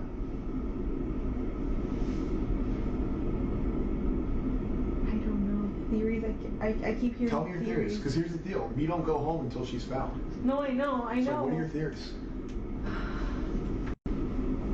What I've heard is, what if she upset him and threatened to tell me and say that she was going to tell me and he needed to shut that down? That's the only thing. What do you think?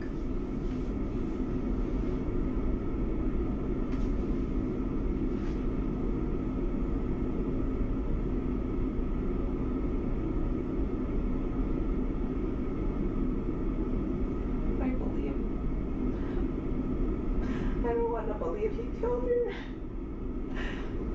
But from what you guys are telling me, he must have killed her Sunday night and snuck her body out in the morning.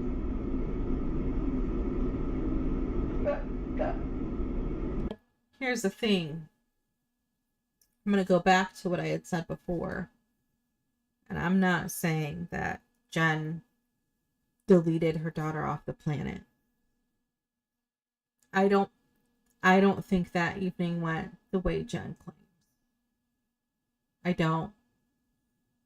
There's too many inconsistencies with her story about coming home from work. And what happened between 10:30 and 11 when she sent them to bed. There's too many inconsistencies there. Now, I think Angelica came home around 11:30, close to midnight. So they were definitely upstairs by then. And she heard the noises like the setting things down and what sounded like power tools all night long. She heard that. But she never heard Maddie. But I don't buy this story that Maddie excitedly told her about her party and how great it was and all the money she got and how all the awesome presents she got and watch Sister Act. You can't do those things in 30 minutes. I mean, they could have Sister Act on kind of in the background, but she made it sound like it was a movie Maddie hadn't seen before, and because of her singing, they felt the need to put it on. So it wasn't like it was just something that was on. It was intentionally put on, according to Jenn. But there's only 30 minutes in there between when she got home and decided to put Sister Act on and before she sent them to bed because she was tired. The only thing that logically makes sense is there was an argument that Maddie was upset from earlier in the day. Jenn wasn't at her party. She probably was not expecting to get back to the house and have stuff in there. She was in a bad mood. She wanted to be at her grandma's. She didn't want to be home. The pregnancy is possible. That could have been part of a conversation. But I fully believe, this is me putting my hat on and saying, I fully believe that Jenn and Maddie argued. Stefan was the referee. She told Stefan, take her upstairs, you handle her, because I can't. And one thing led to another, and it ended up Maddie getting strangled. I suspect that when he gave her the nighttime meds, then she took her shower, I suspect that she threw them up in the shower. I don't have any proof of that. No one has said that officially. It's not in any documents. This is just my thoughts. I think that she threw up the meds that he gave her because she didn't want to take them anymore. Whatever he was giving her must have been different from what she was used to having, because she was doing better in school. She was more alert. She was more awake. She wasn't struggling like she was when Stefan was living there before. So whatever he was giving her to help her be compliant for his activities at night, she wasn't quiet for. She was too aware, didn't want it to happen, whatever else. They fought, and I think he strangled her. I don't think Jenn strangled her. There are people who think that maybe Jenn snapped, and Jenn's the one who wrapped her hands around Maddie's neck and killed Maddie, and Stefan is covering for her. That is a theory. It could have some merit, I suppose. And that could be why Maddie's crock was in Jenn's room instead of in her space. I mean, that's a possibility that Jenn just completely lost her crap and choked out Maddie, and then, like, I'm going to bed, I don't know what to do, did her thing and left Stefan to take care of it. That's possible. But the reason I don't believe that scenario is there was foreign DNA and blood underneath Maddie's fingernails to indicate that there was a struggle. And Stefan had scratches on his person. He had the hand injuries that they swabbed that were not consistent with his claim to changing a tire and hitting his hand from changing the tire. The wounds that he had matched the reality that there was a struggle, that Maddie did fight for her life, which is the saddest thing. She fought him and struggled, and he's the one who did it. So those who think that maybe, that Jenn is the one who did it, that Jenn is the one who snapped, no, it would have been Stefan. It was all Stefan. That point. But I do believe she sent them upstairs because she didn't want to deal with Maddie and she was sick of arguing with her. And that one thing led to another, and that's why Maddie's dead. I don't think Stefan wanted to kill her. I think she was important to him in a gross way, not a parental way. He was very connected to her. He had feelings for her far beyond what was appropriate. And he didn't want her dead, but I think it was an act of desperation, and that's why he's taking it as hard as he is. And he's taking it harder than Jenn. It's because for him, It wasn't something he wanted to have happen. It just did. And of course, he's not going to be honest about what happened. I mean, he's not likely ever going to say what really went down. But that's what I think. I think it was not something he had planned to do. It was something that just happened, and then he didn't know what else. He didn't know what to do. So that's why this whole thing was sloppy. That's why he was sloppy with his phone. That's why he was sloppy with, you know, the not having good tires on his car, the driving around, the lies that he told, the being places like near SeaWorld with her in the front seat, the stuff that didn't make any sense. It was all very sloppily done. And it was no act done by some criminal mastermind who had planned out to unalive this child and dump her somewhere. It was very haphazardly done.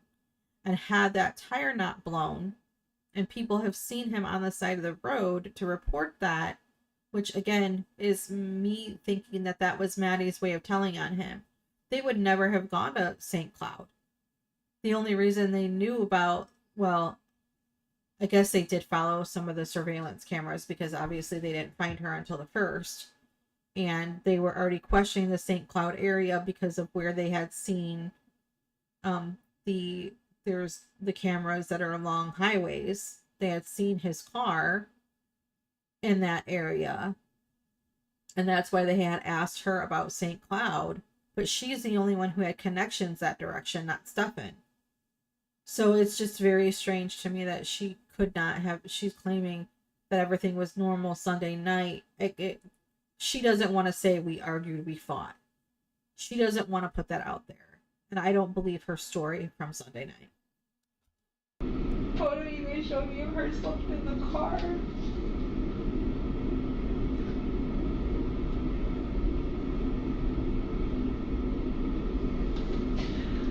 You don't want to believe he killed her. I want to believe she's still alive and that she got kidnapped, but that doesn't seem like that's the Well, that's case not at what all. yeah. I know, my brain just wants to believe something else. I just want to believe she's still alive, she's out there.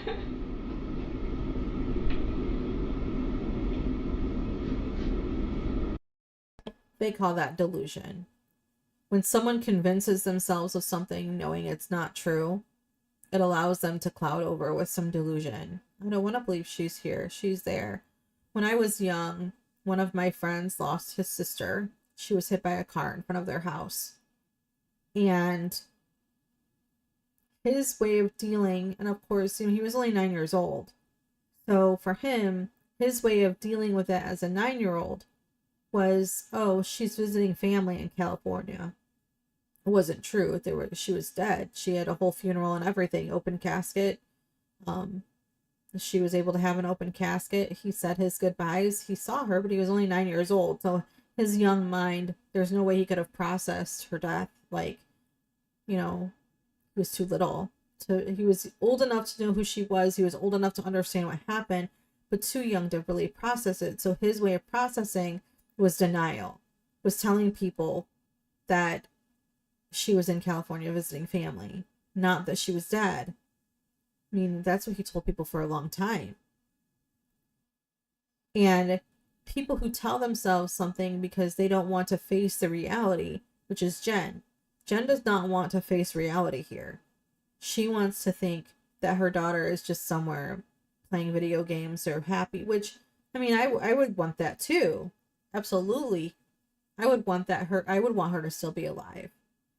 But there's too much indicating that she's not. So Jenn persistently saying, oh, you know, I just think she's alive somewhere. I don't want to believe she's dead. That's you being willfully ignorant again. Did he tell you he fucked up? No. He acted so normal that day. He was like, I'm so impressed. We got out of the house so early. Like, she made great time. We had so much. I don't know if I necessarily believe that either. I mean, maybe he fed her this line of crap, not telling her that Maddie was dead. Maybe he acted normal, but I don't see how he could have. because he wasn't acting normal, or he was acting, well, what I would call not normal. I mean, I don't know the guy. Maybe that's how he normally was. But standing in the background, cracking his knuckles, being weird, you know, it's just hard for me to put into words at the moment.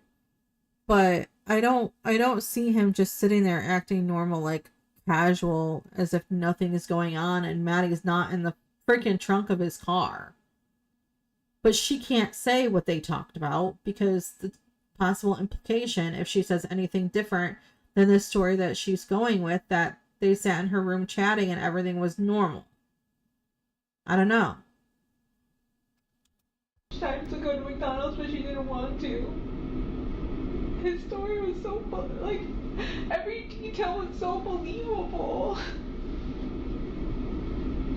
He's just been lying the whole time. Like, he's.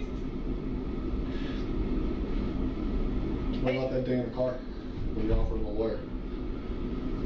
Did you disclose anything to you there that made you feel like, oh fuck, he needs a lawyer? No. He kept acting like he didn't know what was happening, and I'm like, don't you see forensics? Don't you see they took your phone? Like, something's happening. Like, I think they're gonna pin this on you. And I'm like, in my head, I'm going, they have the wrong guy. Like, they're just honing in on the last person who saw her. But no, you guys do more. You never said, what did you do? I've never asked him any of that.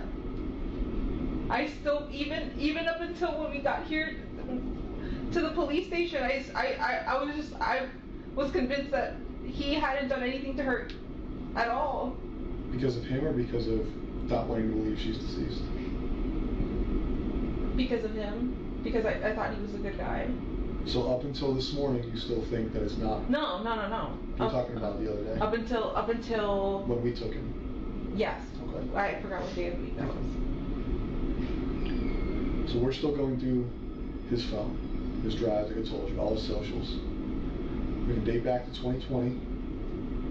Based on the videos, it appears that was the start of the victimization. Okay, are we going to find anything in his phone with you? No. He never done anything. We've never done anything. Has there ever been a request for the two of you to participate in sexual activity with him? No. Regardless of you saying no or yes? No, he's never asked that. Okay. If we find pictures like that, is that going to surprise you? So if I'm in his Google Drive, if I have a sex crimes detective, a computer person look at his phone, and they tell me, hey Kevin, I found a picture engaged in sexual activity or borderline sexual activity, is that going to surprise you? Yes, because that doesn't exist. Okay. At any time during the course of your relationship, has he expressed that he has ever had sex with a child? No. Not a child, but when he told me when he was in high school, he graduated high school like later, like older than 18. Okay. He dated somebody younger than 18. I think she was 15. But I don't know how old he was, 19, 20. Okay, so she just says, and this bugs me, bugs. So he graduated later than normal. So he was not 18 when he graduated. She said closer to 20. 19, 20. Well, his birthday is, I think, in June. I believe his birthday is at the beginning of June. Because in the one police call, or in the one recorded call with his parents from the prison, he said worst birthday ever, just like Jenn did, which is like, seriously, you two? But anyway. He says worst birthday ever, so I think his birthday is at the beginning of June. So if he would have been held back a year, just 1 year, he'd have been 19 when graduating. But it also depends on when he started school and the rules at the time with starting school, and if his parents waited a little because of having that odd birthday in the beginning of summer. I think a lot of the cutoffs are August, September, but who knows? They might not have felt that he was ready. So it's possible that he was close to 20 by the time he graduated. The idea that she's so casual that she thinks he dated a 15-year-old when he was 19, almost 20, is disgusting. And that right there should have been like, oh, you dated someone way younger than you when you were in high school, but you were like almost 20? That's weird. Like, she says it like it's no big deal. That even then, he exhibited signs of liking people significantly younger than him. And she just brushed it off. Well, he was just in high school. I mean, that's fair, but he was in high school far beyond when he should have been. So him being in a relationship with somebody who was 15, we're talking like freshman. So he's an older senior hanging out with a freshman? That's gross. All right. But he was an older kid in high school. He graduated late. But he had a really young girlfriend. Her name was Kendall. And I thought that was weird. I was like, that's a little too young. He goes, no, it's fine. We were in high school. Everything was normal. Her parents loved me. Blah, blah, blah, blah, blah. But that's the only one. Have you ever gone through his phone? Who, me? Okay. If you had to, knowing Stefan, knowing where he lives, knowing where he goes, how he conducts his life, give me your top 5. Because I know you've had to have thought about it. If you haven't thought about it, that's another weird thing I got. Since Monday, right? We told you on Wednesday that we think he did it. Yeah. So from Wednesday till today, it's about 48 hours.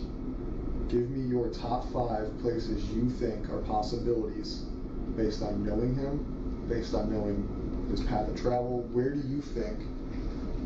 It doesn't have to be based on evidence, just in your gut. Give me your top 5 places where you think he could.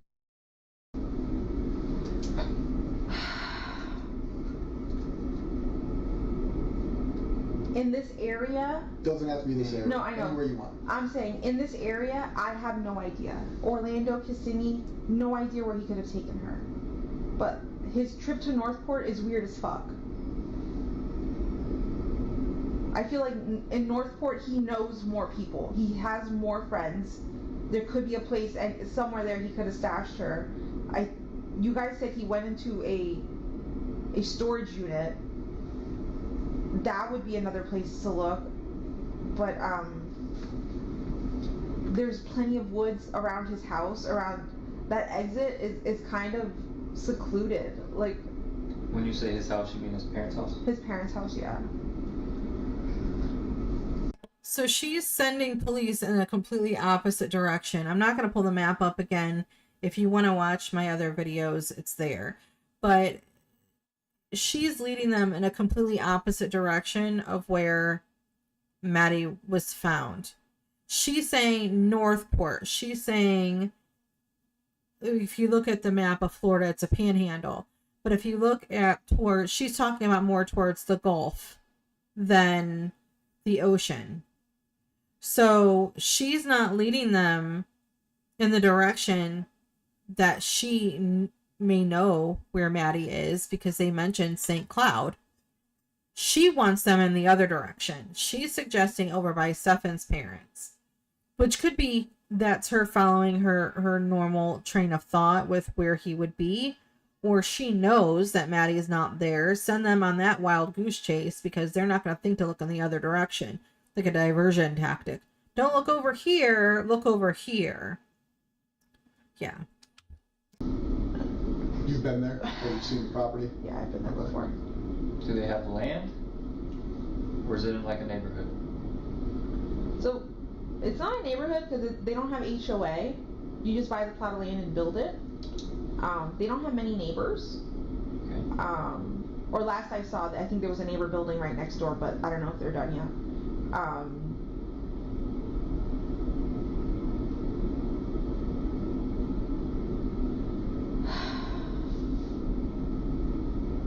Her size get on my nerves. I feel Like he had more. There would have been more spots. just More spots in Northport for her to constant sharp exhale. Because from what you guys have told me, he went to St. Cloud, he went to 192, Could you guys tell where he turned on one night on any of these roads? It's just that he was on the main road?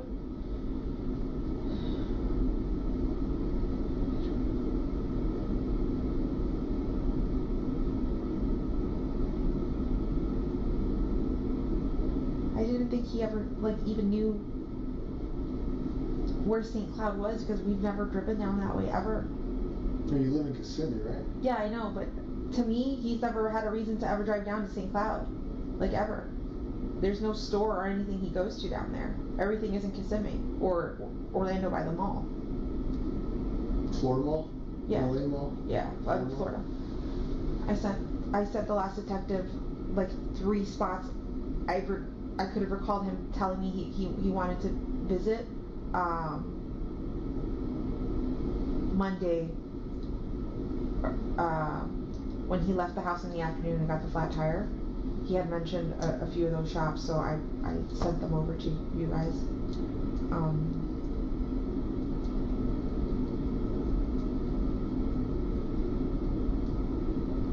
But there's honestly nowhere I can think of. We've never gone to, the only wooded area that we've ever gone together would be Shingle Creek Regional Park, where the Pioneer Village is. Okay.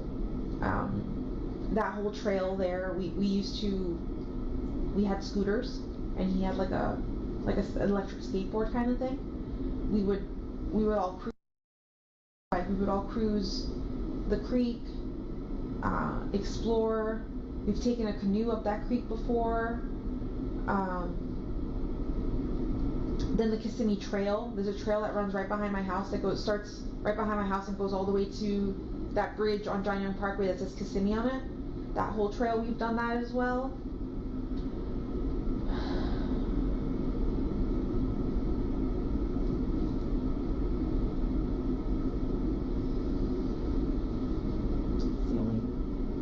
That's the only places I could think that like he may have gone, because that's where I know I've gone with him before. Okay, I just looked that up. The Pioneer Park that she talked about, riding on the trails and riding his scooter and stuff. That's south of Lakeland, Florida. Again, totally opposite direction of St. Cloud. Instead of going east towards like Cocoa Beach and Melbourne and all that, it's more south, like Lake Placid. It's almost directly south of Orlando.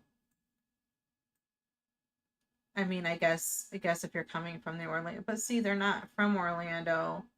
Well, they're from Kissimmee. So actually, if you look at the map this way, it doesn't seem like far, but it's about 2 hours south. But again, she's leading them in a different direction. She's not leading them where Maddie actually was. So accidental or intentional, I don't know. Where else? I have no idea.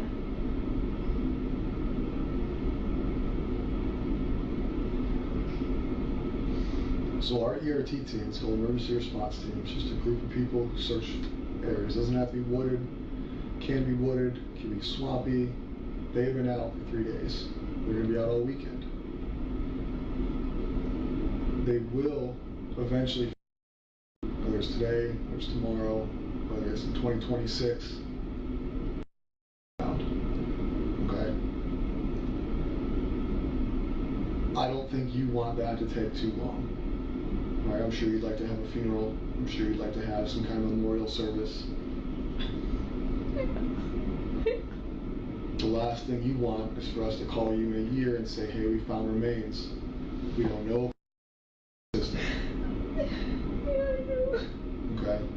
That may not be something you thought about till just now, but I can tell you, being someone who investigates homicide, that is something that everybody has to come think about eventually. If you can think of anything that would assist us in making that happen for you today versus 2 years from now, regardless of why you know or how you know, we need it. No, I know. If I knew anything, I would tell you right now. I promise. I want her back so bad.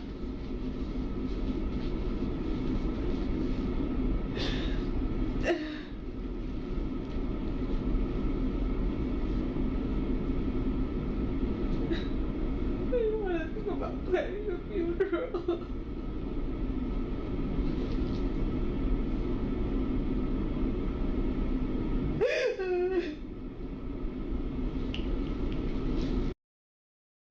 You can interpret this however you want, but her sobbing about not wanting to plan a funeral again sounds selfish.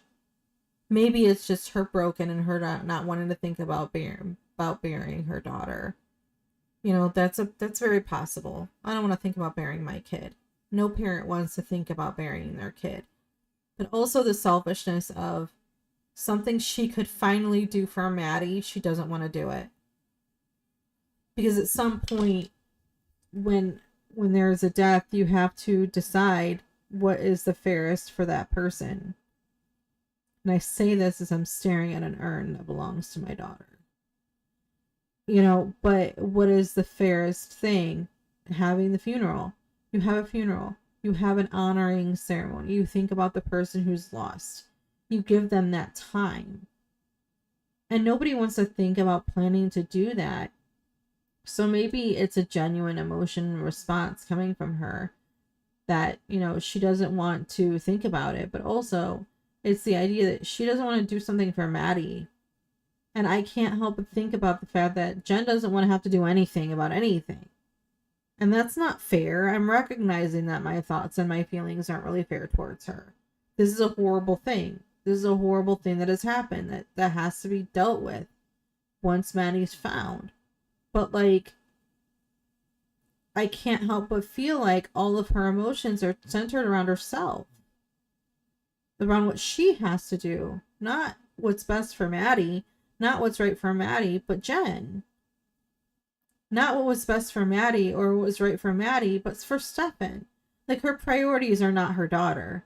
And that's why I have a really, really hard time believing that she's upset because she doesn't want to bury Maddie because it's Maddie. Or she doesn't want to have a funeral for Maddie because it's Maddie. But more or less, she's thinking about herself.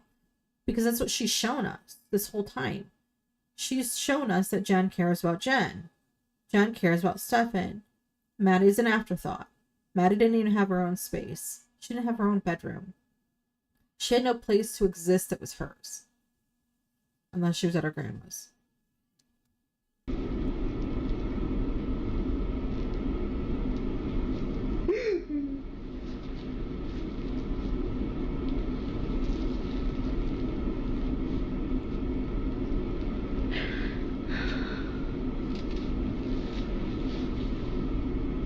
What has your communication been like with his father since this? I've limited contact over the last 2 days because I know too much and I don't want to tell them anything. You don't want to tell them what we've told you, or you don't want to tell them what you know? No, I don't want to tell them what you guys have told me. I don't want to share any. It's so difficult because I've known them for just as long as I've known Stefan. They feel like absolute shit right now. I know that they kind of got into a fight because Chris started, are you sure we know our son? Are you sure we know our son? I don't think we know him at all. The mom was defending him, but now with everything, with the evidence on the phone coming out, they know. They know he's a piece of shit.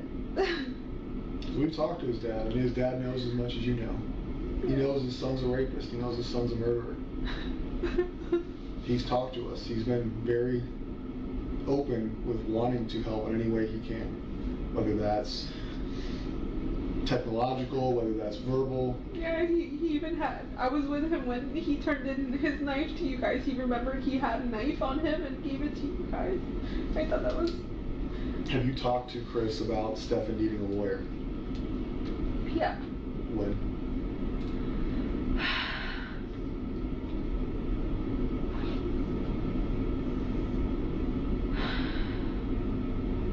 when you guys showed me the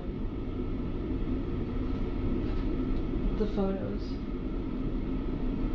So we showed you photos of Stefan raping, and No. the first thought you had was to ask his father if you should get a lawyer? No.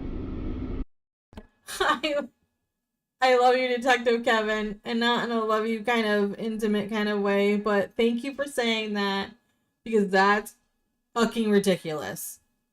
We showed you pictures of Stefan and your daughter, and your first thought is to get him a lawyer. Thank you. Thank you, Detective Kevin, for saying that, because 1000%, the first thing you thought was, you better get him a lawyer. Not, I'm going to murder this man. I'm going to wrap my fingers around his throat until he can no longer breathe. I'm going to get him a lawyer. Unbelievable. I saw a picture. I didn't see the rape. I didn't know she was getting raped until yesterday. I saw the picture of the oral sex happening. And I knew that was true, right? That's evidence. That's for real. That's fucking happening. But I kept thinking, they're going... I don't know why I can't tell you why my brain kept thinking, no, he didn't kill her. Not that he didn't kill her, but she's still missing. She's still out there. She was taken. Yes, he's done this to her, and that's not okay. But I swore she was still, I felt in my body she was still alive. She was still out there. I told Chris to get him a lawyer because I felt like you guys were chasing the wrong person. But you weren't. You're not. We showed you a picture. The picture you saw, she was giving a blowjob to a grown-ass man, and you told his dad to get him a lawyer. Missing, right? Now you... But then you just thought she was missing. And we were showing you our investigative lead being raped. A blowjob is rape. Not consensual. Whether she wants to do it or not, that is not consensual. And you prioritized him again. You prioritized him by offering him or telling his dad to get him a lawyer. Not, what the fuck did he do? Not, hey, we need to figure out what happened. No, let's protect Stefan. I was in shock. No, that's not shock. That is your natural instinct to protect Stefan. Okay? And if that's naturally how you react, that's fine. But that goes into what I've been telling you this whole conversation is I don't believe a lot of the things you're saying, and I don't believe a lot of the things you say you weren't aware of. And that is because you've now shown me twice that your first reaction, no matter what you were told or shown, missing and we're seizing the cell phone, or we're showing you pictures of her giving him a blowjob, your first reaction is to protect Stefan. So now, murdered by Stefan, you're aware of this, you were shown pictures of this, you were shown pictures of her body in his car with a seatbelt on, right? We have played it out for you. But Now you're in a stage where he's in jail, you know she's passed away, and now you can feel emotion, right? Until that point, when you were shown that she was deceased, your continued first reaction is to protect this guy. You just said, I only saw a picture of him, whatever your verbiage was, I say blowjob, of his penis in her mouth, and your first reaction was, fuck. Oh my, being victimized? No. She's being abused? No. It's Stefan needs a lawyer. Who the fuck cares if we think he killed her? He's... I don't know why I said that. But that's the problem. You don't know why. So the reaction in your mind is you are continuously protecting this guy. So why do I sit here and believe that you don't? Because right now you know Stefan killed her. You know Stefan's been raping her. You know without her body, can he be charged with murder? I don't know. Exactly. So you don't know what we can do. Do I think we can charge him with murder? It's not up to me. Should he be charged with murder? Yes. Please. Does your role in her life lead this to happen? I'll be honest. Yes. Said she was a child since her victimization started. It occurred under your roof and you acted like it didn't exist. And knowing the victimization, knowing how ongoing it is, knowing that you saw a picture of it, not just us telling you, not me and him saying, hey, listen, he's being, I think they had a bad relationship. They showed you a fucking picture of it. And you still protected him. So how am I supposed to not think that the thought process in your mind is until she's found, Stefan can't be charged with murder? Because we both now know that you don't want him to be charged with murder because you want him to have a lawyer. No, I don't. That was oh, then. He can't be charged with murder. That was then. Everything that you guys have shown me since then and have shown me that he's So we lying had to show this you a whole picture time. of her dead in a car for you to finally not take his side? Enough? I want to applaud him. Like, I think I'm going to go back so we can listen to this exchange again because I love this. I shouldn't love it as much as I do because, you know, okay, a little disclaimer about me. I have to use sarcasm and I call it snarkasm, a little bit of snark and a little bit of sarcasm because this is how I can kind of mentally handle the information that I am taking in because it's so freaking enraging that it makes me crazy. But I have to look at it as in like, I love this guy because he is saying to her the things that he needs to say, the things that so many of us are thinking he's saying. Because if you've been listening to all the things that she's saying, it's like he's right. Her priority has been to protect Stefan because if they don't have Maddie, he can't be charged with murder. She's saying, no, not now. Okay, so it took us showing you her dead in a car? That's what it took? Not the other stuff? None of the other stuff. This is what it took. He's calling out and he's pissed. You can tell he's so angry at her. And that rage really came forward when she said, well, when did you tell his dad to get him a lawyer? After I was shown those pictures. So after you were shown pictures of your daughter being the R word, you still protected Stefan by telling his dad to get him a lawyer. What the F is wrong with you, Jen? What is wrong with you? Why on earth would you say, hey, I'm going to protect Stefan by getting him a lawyer? I wouldn't be offering to get him a lawyer. I would say I need a lawyer because I'm going to kill this man. Get me a lawyer before I do something really stupid because this man needs to be deleted off the planet. Instead, she's telling his dad, gotta get him a lawyer. He was saying, my daughter, they just showed me pictures. They're going after Stefan. I think he needs a lawyer. What? Because Kevin's right. Her first instinct is to protect this monster. Do you not see where I'm coming from? Like, I'm not trying to be a dick here. No, but it makes absolutely no sense that your name is Stefan. I don't know. Where does your mind go? Stefan. There should have been no doubt in your mind when they showed you that picture of what he was doing to you that you had any care in the world other than I want that motherfucker to die. Whether you believe in the death penalty or not, he protected him. So now we're talking about her disappearance and where her body is. Why do I believe that you're still not protecting him? Because you say so? Because you can't explain why you protect him. You can't explain what is inside of you that makes you protect Stefan. And you may never be able to explain it. But eventually we're going to have to figure it out because you haven't convinced me that you're still not protecting Stefan. I got all these people out here searching. I haven't seen my own kid in days because I'm looking. I truthfully believe that I can't go home and see my kid is because you're protecting.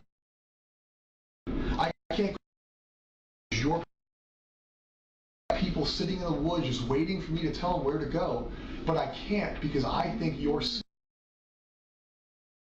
in trouble. I don't care about him. I want him to go to jail. I want the worst thing possible to happen to him in jail. I know what happens to predators in jail. Like, I'm ready for that. Like, please. I don't give a fuck about him. I'm not protecting him. But you knew he was a predator when you got shown the picture. And then you text his dad that he needs a lawyer and you hope that he invoked, was the words I was told. What? You hope that he didn't talk to us. He needs a lawyer. No. All over a picture. You didn't care. You didn't care then. Oh, whether sex isn't important to you, that No. wasn't anything close. Remember her statement not that long ago. She said to him, before he goes off on this tangent, she says, I know about the sex stuff. Minimizing it. I know about the sex stuff. Direct Jenn Soto quote. I know about the sex stuff. I just didn't think he would do anything evil to her. Words out of the horse's mouth. That is exactly what she said verbatim. I knew he did the sex stuff, but I didn't think he would do anything evil to her. That is what Jenn said half an hour ago or longer in this interview, in this conversation. She called the sex stuff not evil. I mean, I'm going to devil's advocate her for about 5 seconds, and I hate even doing this, but I'm going to be a devil's advocate for a second. It is possible that Jenn's programmed to defend Stefan and to advocate for Stefan because that is what she's been programmed and brainwashed into doing. Instead of standing up for her own daughter, she's prioritizing Stefan because this is what's been ingrained to her to do. It's possible that's what happens in domestic violence type situations. That's what happens when people get their lives entangled with another person who is manipulative or whatever. Those things do happen. And again, I'm not a licensed therapist, so I can't diagnose anything. I'm just going by my observations and the observations of others. Is that Jenn could be in the state that she's in with Stefan because this has just been a gradual thing that's grown into the normal for her. Prioritizing him over her own kid. Prioritizing herself over her own kid. Over Maddie. But it doesn't mesh well when she says things like, oh, Maddie was my whole life. I was hyper diligent. I was with her all the time. The only time that I was away from her was when I was sleeping but she was in school, and sometimes I would be a substitute teacher, but I've been on disability and at home and around her all the time. Well, again, both can't be true. If she's sleeping and he's abusing Maddie, that makes sense. But if she's constantly aware and constantly around Maddie, if Maddie is awake and she's hyper aware and all of the things that she had said, super diligent, and even a point of paranoia in a way. She doesn't say paranoia, but I do when she says, oh, it was always a worry for me. And then she mentioned Woody Allen a couple of times, which was odd. I think that it leads to she knew that Maddie was being abused by Stefan. She knew, she might not have seen it. I don't see it, it's not happening. But she knew he was getting money from somewhere. He wasn't working. He didn't have a job. His parents were struggling financially. She made all of these statements in the 8 hours that we have worth of conversations with law enforcement. She's made these statements. These are words coming from her. His parents struggle with money. He didn't have a job. She questioned where he was getting it from. Unless he's selling an organ on the black market or doing something that is on the up and up, he's either selling photos, selling videos, or he's a drug smuggler. Either way, you know that he is doing illegal, likely engaged in illegal activity to have money to spend on stupid toys and games. In my video that I shared yesterday from his Reddit account and the different things that he purchased and showed off on Reddit, one of those games that he had, he paid at least $300 for. And he didn't buy it to collect it and to turn it into an investment. He bought it to play with it. Because that's what he did with his toys. He played with them. He's not a collector in the sense that he collects things that he wants to turn into an investment opportunity. He's like a child in a 37-year-old man's body playing with toys instead of getting a damn job. So where did she think the money was coming from? He wasn't buying stuff at garage sales and selling and buying things cheap and selling them for increased prices. He was buying things to keep and to play with. That's what he was doing. So where did she think the money was coming from? Obviously something nefarious. He wasn't working. He wasn't bringing in an income. They fought about it constantly. That's why they broke up, because he wasn't working. He wasn't bringing in an income. So I'm with Kevin on this. I don't think she's being genuine. I knew what I saw was He was terrible. a predator right then and there. That's the day you found out he was a predator. Yeah. Yes. And after you found out he was a predator, did you not say he needed a lawyer? I did. So why today, Friday at almost 3 o'clock, 5 days into the disappearance, 2 days since you probably found out, or 1 day since you found out she was murdered, do I believe you that you're not telling me where he went, or that he didn't disclose to you where she was, or what caused this to happen? Is listen, I know you know I've been doing whatever, or listen, this fucking happened. How do I believe that that didn't happen when everything you've shown me is protect Stefan? And I just gotta say, it makes me laugh. He mentions what time it is. That clock on the wall has said that time for the last 2.5 hours, so that clock does not work.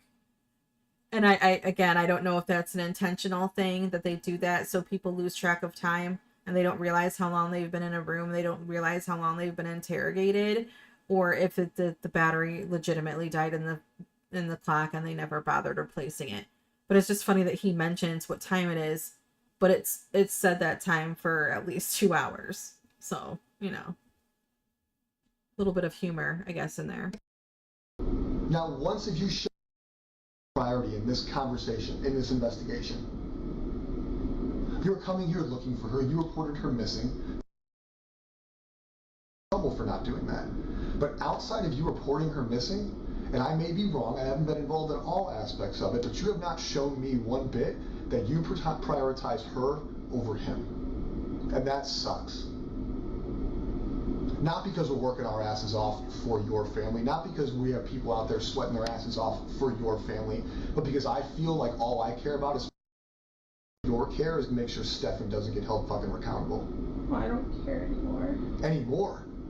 Because we're being assholes, because I'm not being nice. No. But up until Thursday, it was okay that she gave him a blowjob, no big deal, get a lawyer. No, it wasn't. It wasn't okay. I saw that and I was in shock. And I don't know why my first reaction was to tell him to get a lawyer, but I saw that and I was in shock and I was just like, I don't know what to believe. I don't know what to believe.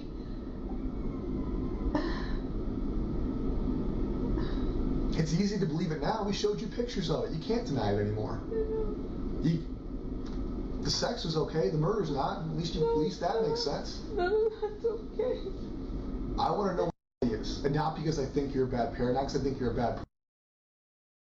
Dead or alive, she's missing. Her body is out there. Her body needs to be recovered so she can have a proper burial, a proper funeral. She needs to be laid to rest. Your family needs to be able to mourn her, and we need that information. That is life. That is not life of the law. That's not life of the sheriff's office. That is common decency. That is what she deserves. That is what you deserve. That is what your family deserves. But the longer that happens, the longer it takes us to find her, the less likely that's going to be for you guys. And I'm sorry if I'm wrong, I truly am. But deep down, you haven't shown me that I am. I don't know what I need to show you. Prioritize her over Stefan. Think of places he would have dumped her body. Think of places he went, things you talked about, things you've discussed, whether it's this week, last week. Don't put it in your mind that he's been victimizing you, or don't put in your mind that I'm being a dick. And what can I think about to find out where Stefan put her?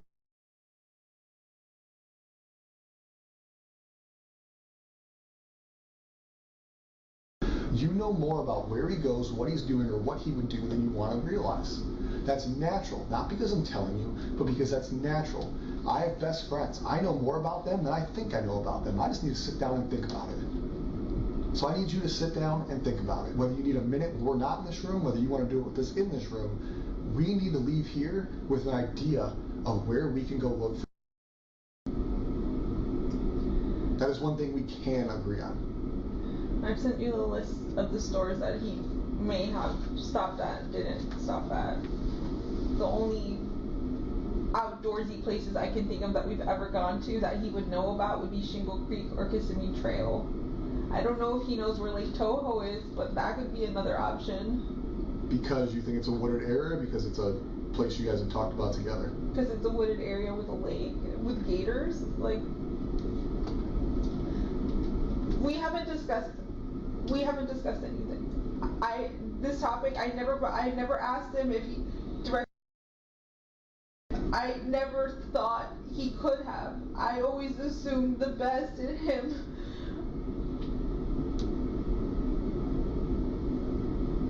But I didn't ask him directly. I didn't even suspect. Not until you guys showed me that picture upstairs. We're here.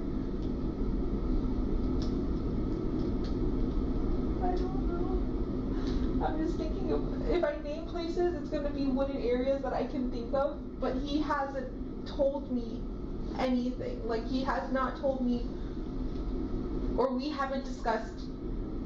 So him going to 192 that day, all you know is that he went to 192. He said he wanted to visit House Card Rules. That was one of he named 3 stores, and that's one store I can remember him listing on that list. House Card Rules? Yeah, I don't have my phone. We'll get your phone a little bit. House Card Rules. What kind of store is that? I don't know if that's like a video game or card game or board top game store. But that's on 192. Close to one, I think close to 182 somewhere. And he said he wanted to go to 3 stores. Yeah.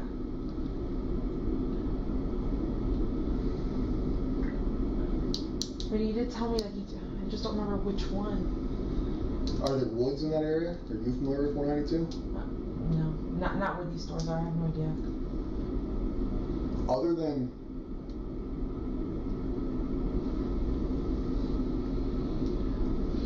you came up with wooded areas that you know of. Yeah. You came up with wooded areas that you think he could double body in. Because I've been there with him, yeah. I need to know wooded areas where he travels. Right? You're saying we've been there so she could be there. So that tells me she's not there. It tells me it's a waste of a search. Okay. Because when I put 90 plus people there, that's all day. Right? We got to coordinate that. We got to put them there. So we need fruitful searches. Yeah. So I need likely places that you think, and I need places you think based off of conversations with him, not because you can picture in your mind that there's trees there. Okay.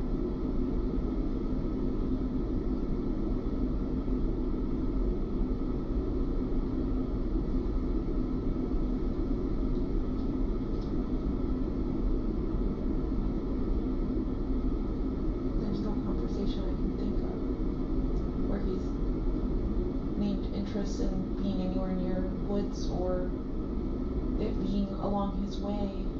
You said he got a flat tire. Tell me about the flat tire you got. So he said he got a flat tire. I'm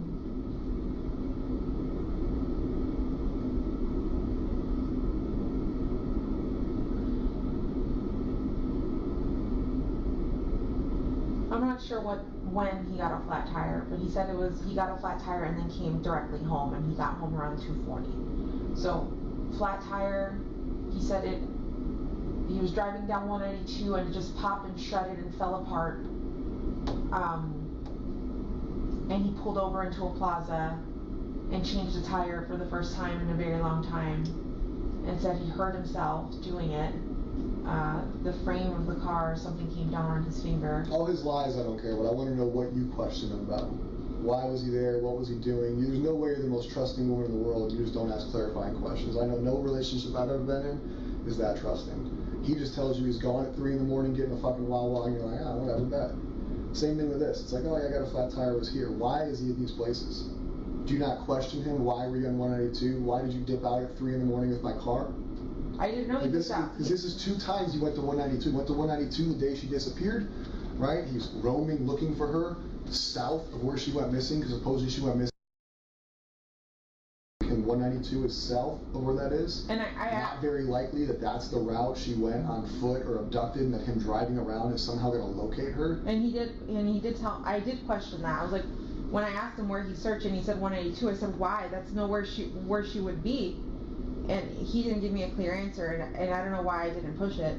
I just thought he was being stupid and oblivious, because I don't see him as the smartest man. Like, I don't. I let him do what he does, but I don't trust a lot of his. Is the word judgment? I'm not sure, but I just don't. So when he went to, well, we know that when he took her car while they were at the hotel, he went to ditch that. He went to Newport to ditch that hard drive. Now, it's suspected by people that he went back to the location to check to see if Maddie was still there. That he may have gone back to see if she was still there. And Jenn kind of alluded to that just now. But everywhere she's sending them is the opposite of St. Cloud that they had asked her about before. She doesn't want them in St. Cloud because he doesn't know anybody there, only she does. And Lizzie Lake is where she and Maddie had gone before, not Stefan. So it's just interesting that she keeps drawing them, whether intentional or not, away from where Maddie actually was. Trust that he makes the smartest decisions sometimes. Like, he likes to act like the smartest man in the room, but I don't think he is. Do what he does. Meaning? I'm sorry? You said, I let him do what he does. Yeah. What's that mean? If he wants to just get up and go to the store, I'll ask where you're going, but I won't stop him. Just let him go on his way. I'll let him do what he wants to do. What do you think happened?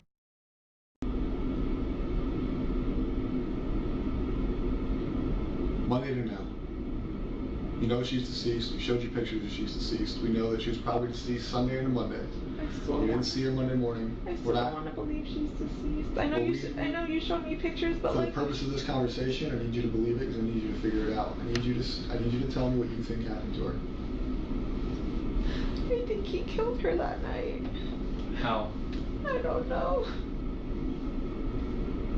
Could it probably be possible that he drugged her? Could he have choked her? I just don't know how. Could he have drugged her? I mean, she's on medications. Could he have choked her? That's very specific. And the reason I say that's very specific, she gave two methods. Not shot her, not stabbed her, not she might have fallen, none of that. He could have drugged her, he could have choked her. Those were the two things, it's right there on the screen. Those are two things that she says that he could have done to Maddie. He could have drugged her, he could have choked her. That's right out of her mouth. There's about 2 hours left of this. I'm going to stop it right here. I need to do some things and I might come back to it later today. I will come back to it later today, I should say. But this is a stopping point for me because I need to take a break. I'm feeling too agitated, too emotionally charged, and I need to just take a few minutes. So I'm cutting it off right here and I will resume soon. Thank you.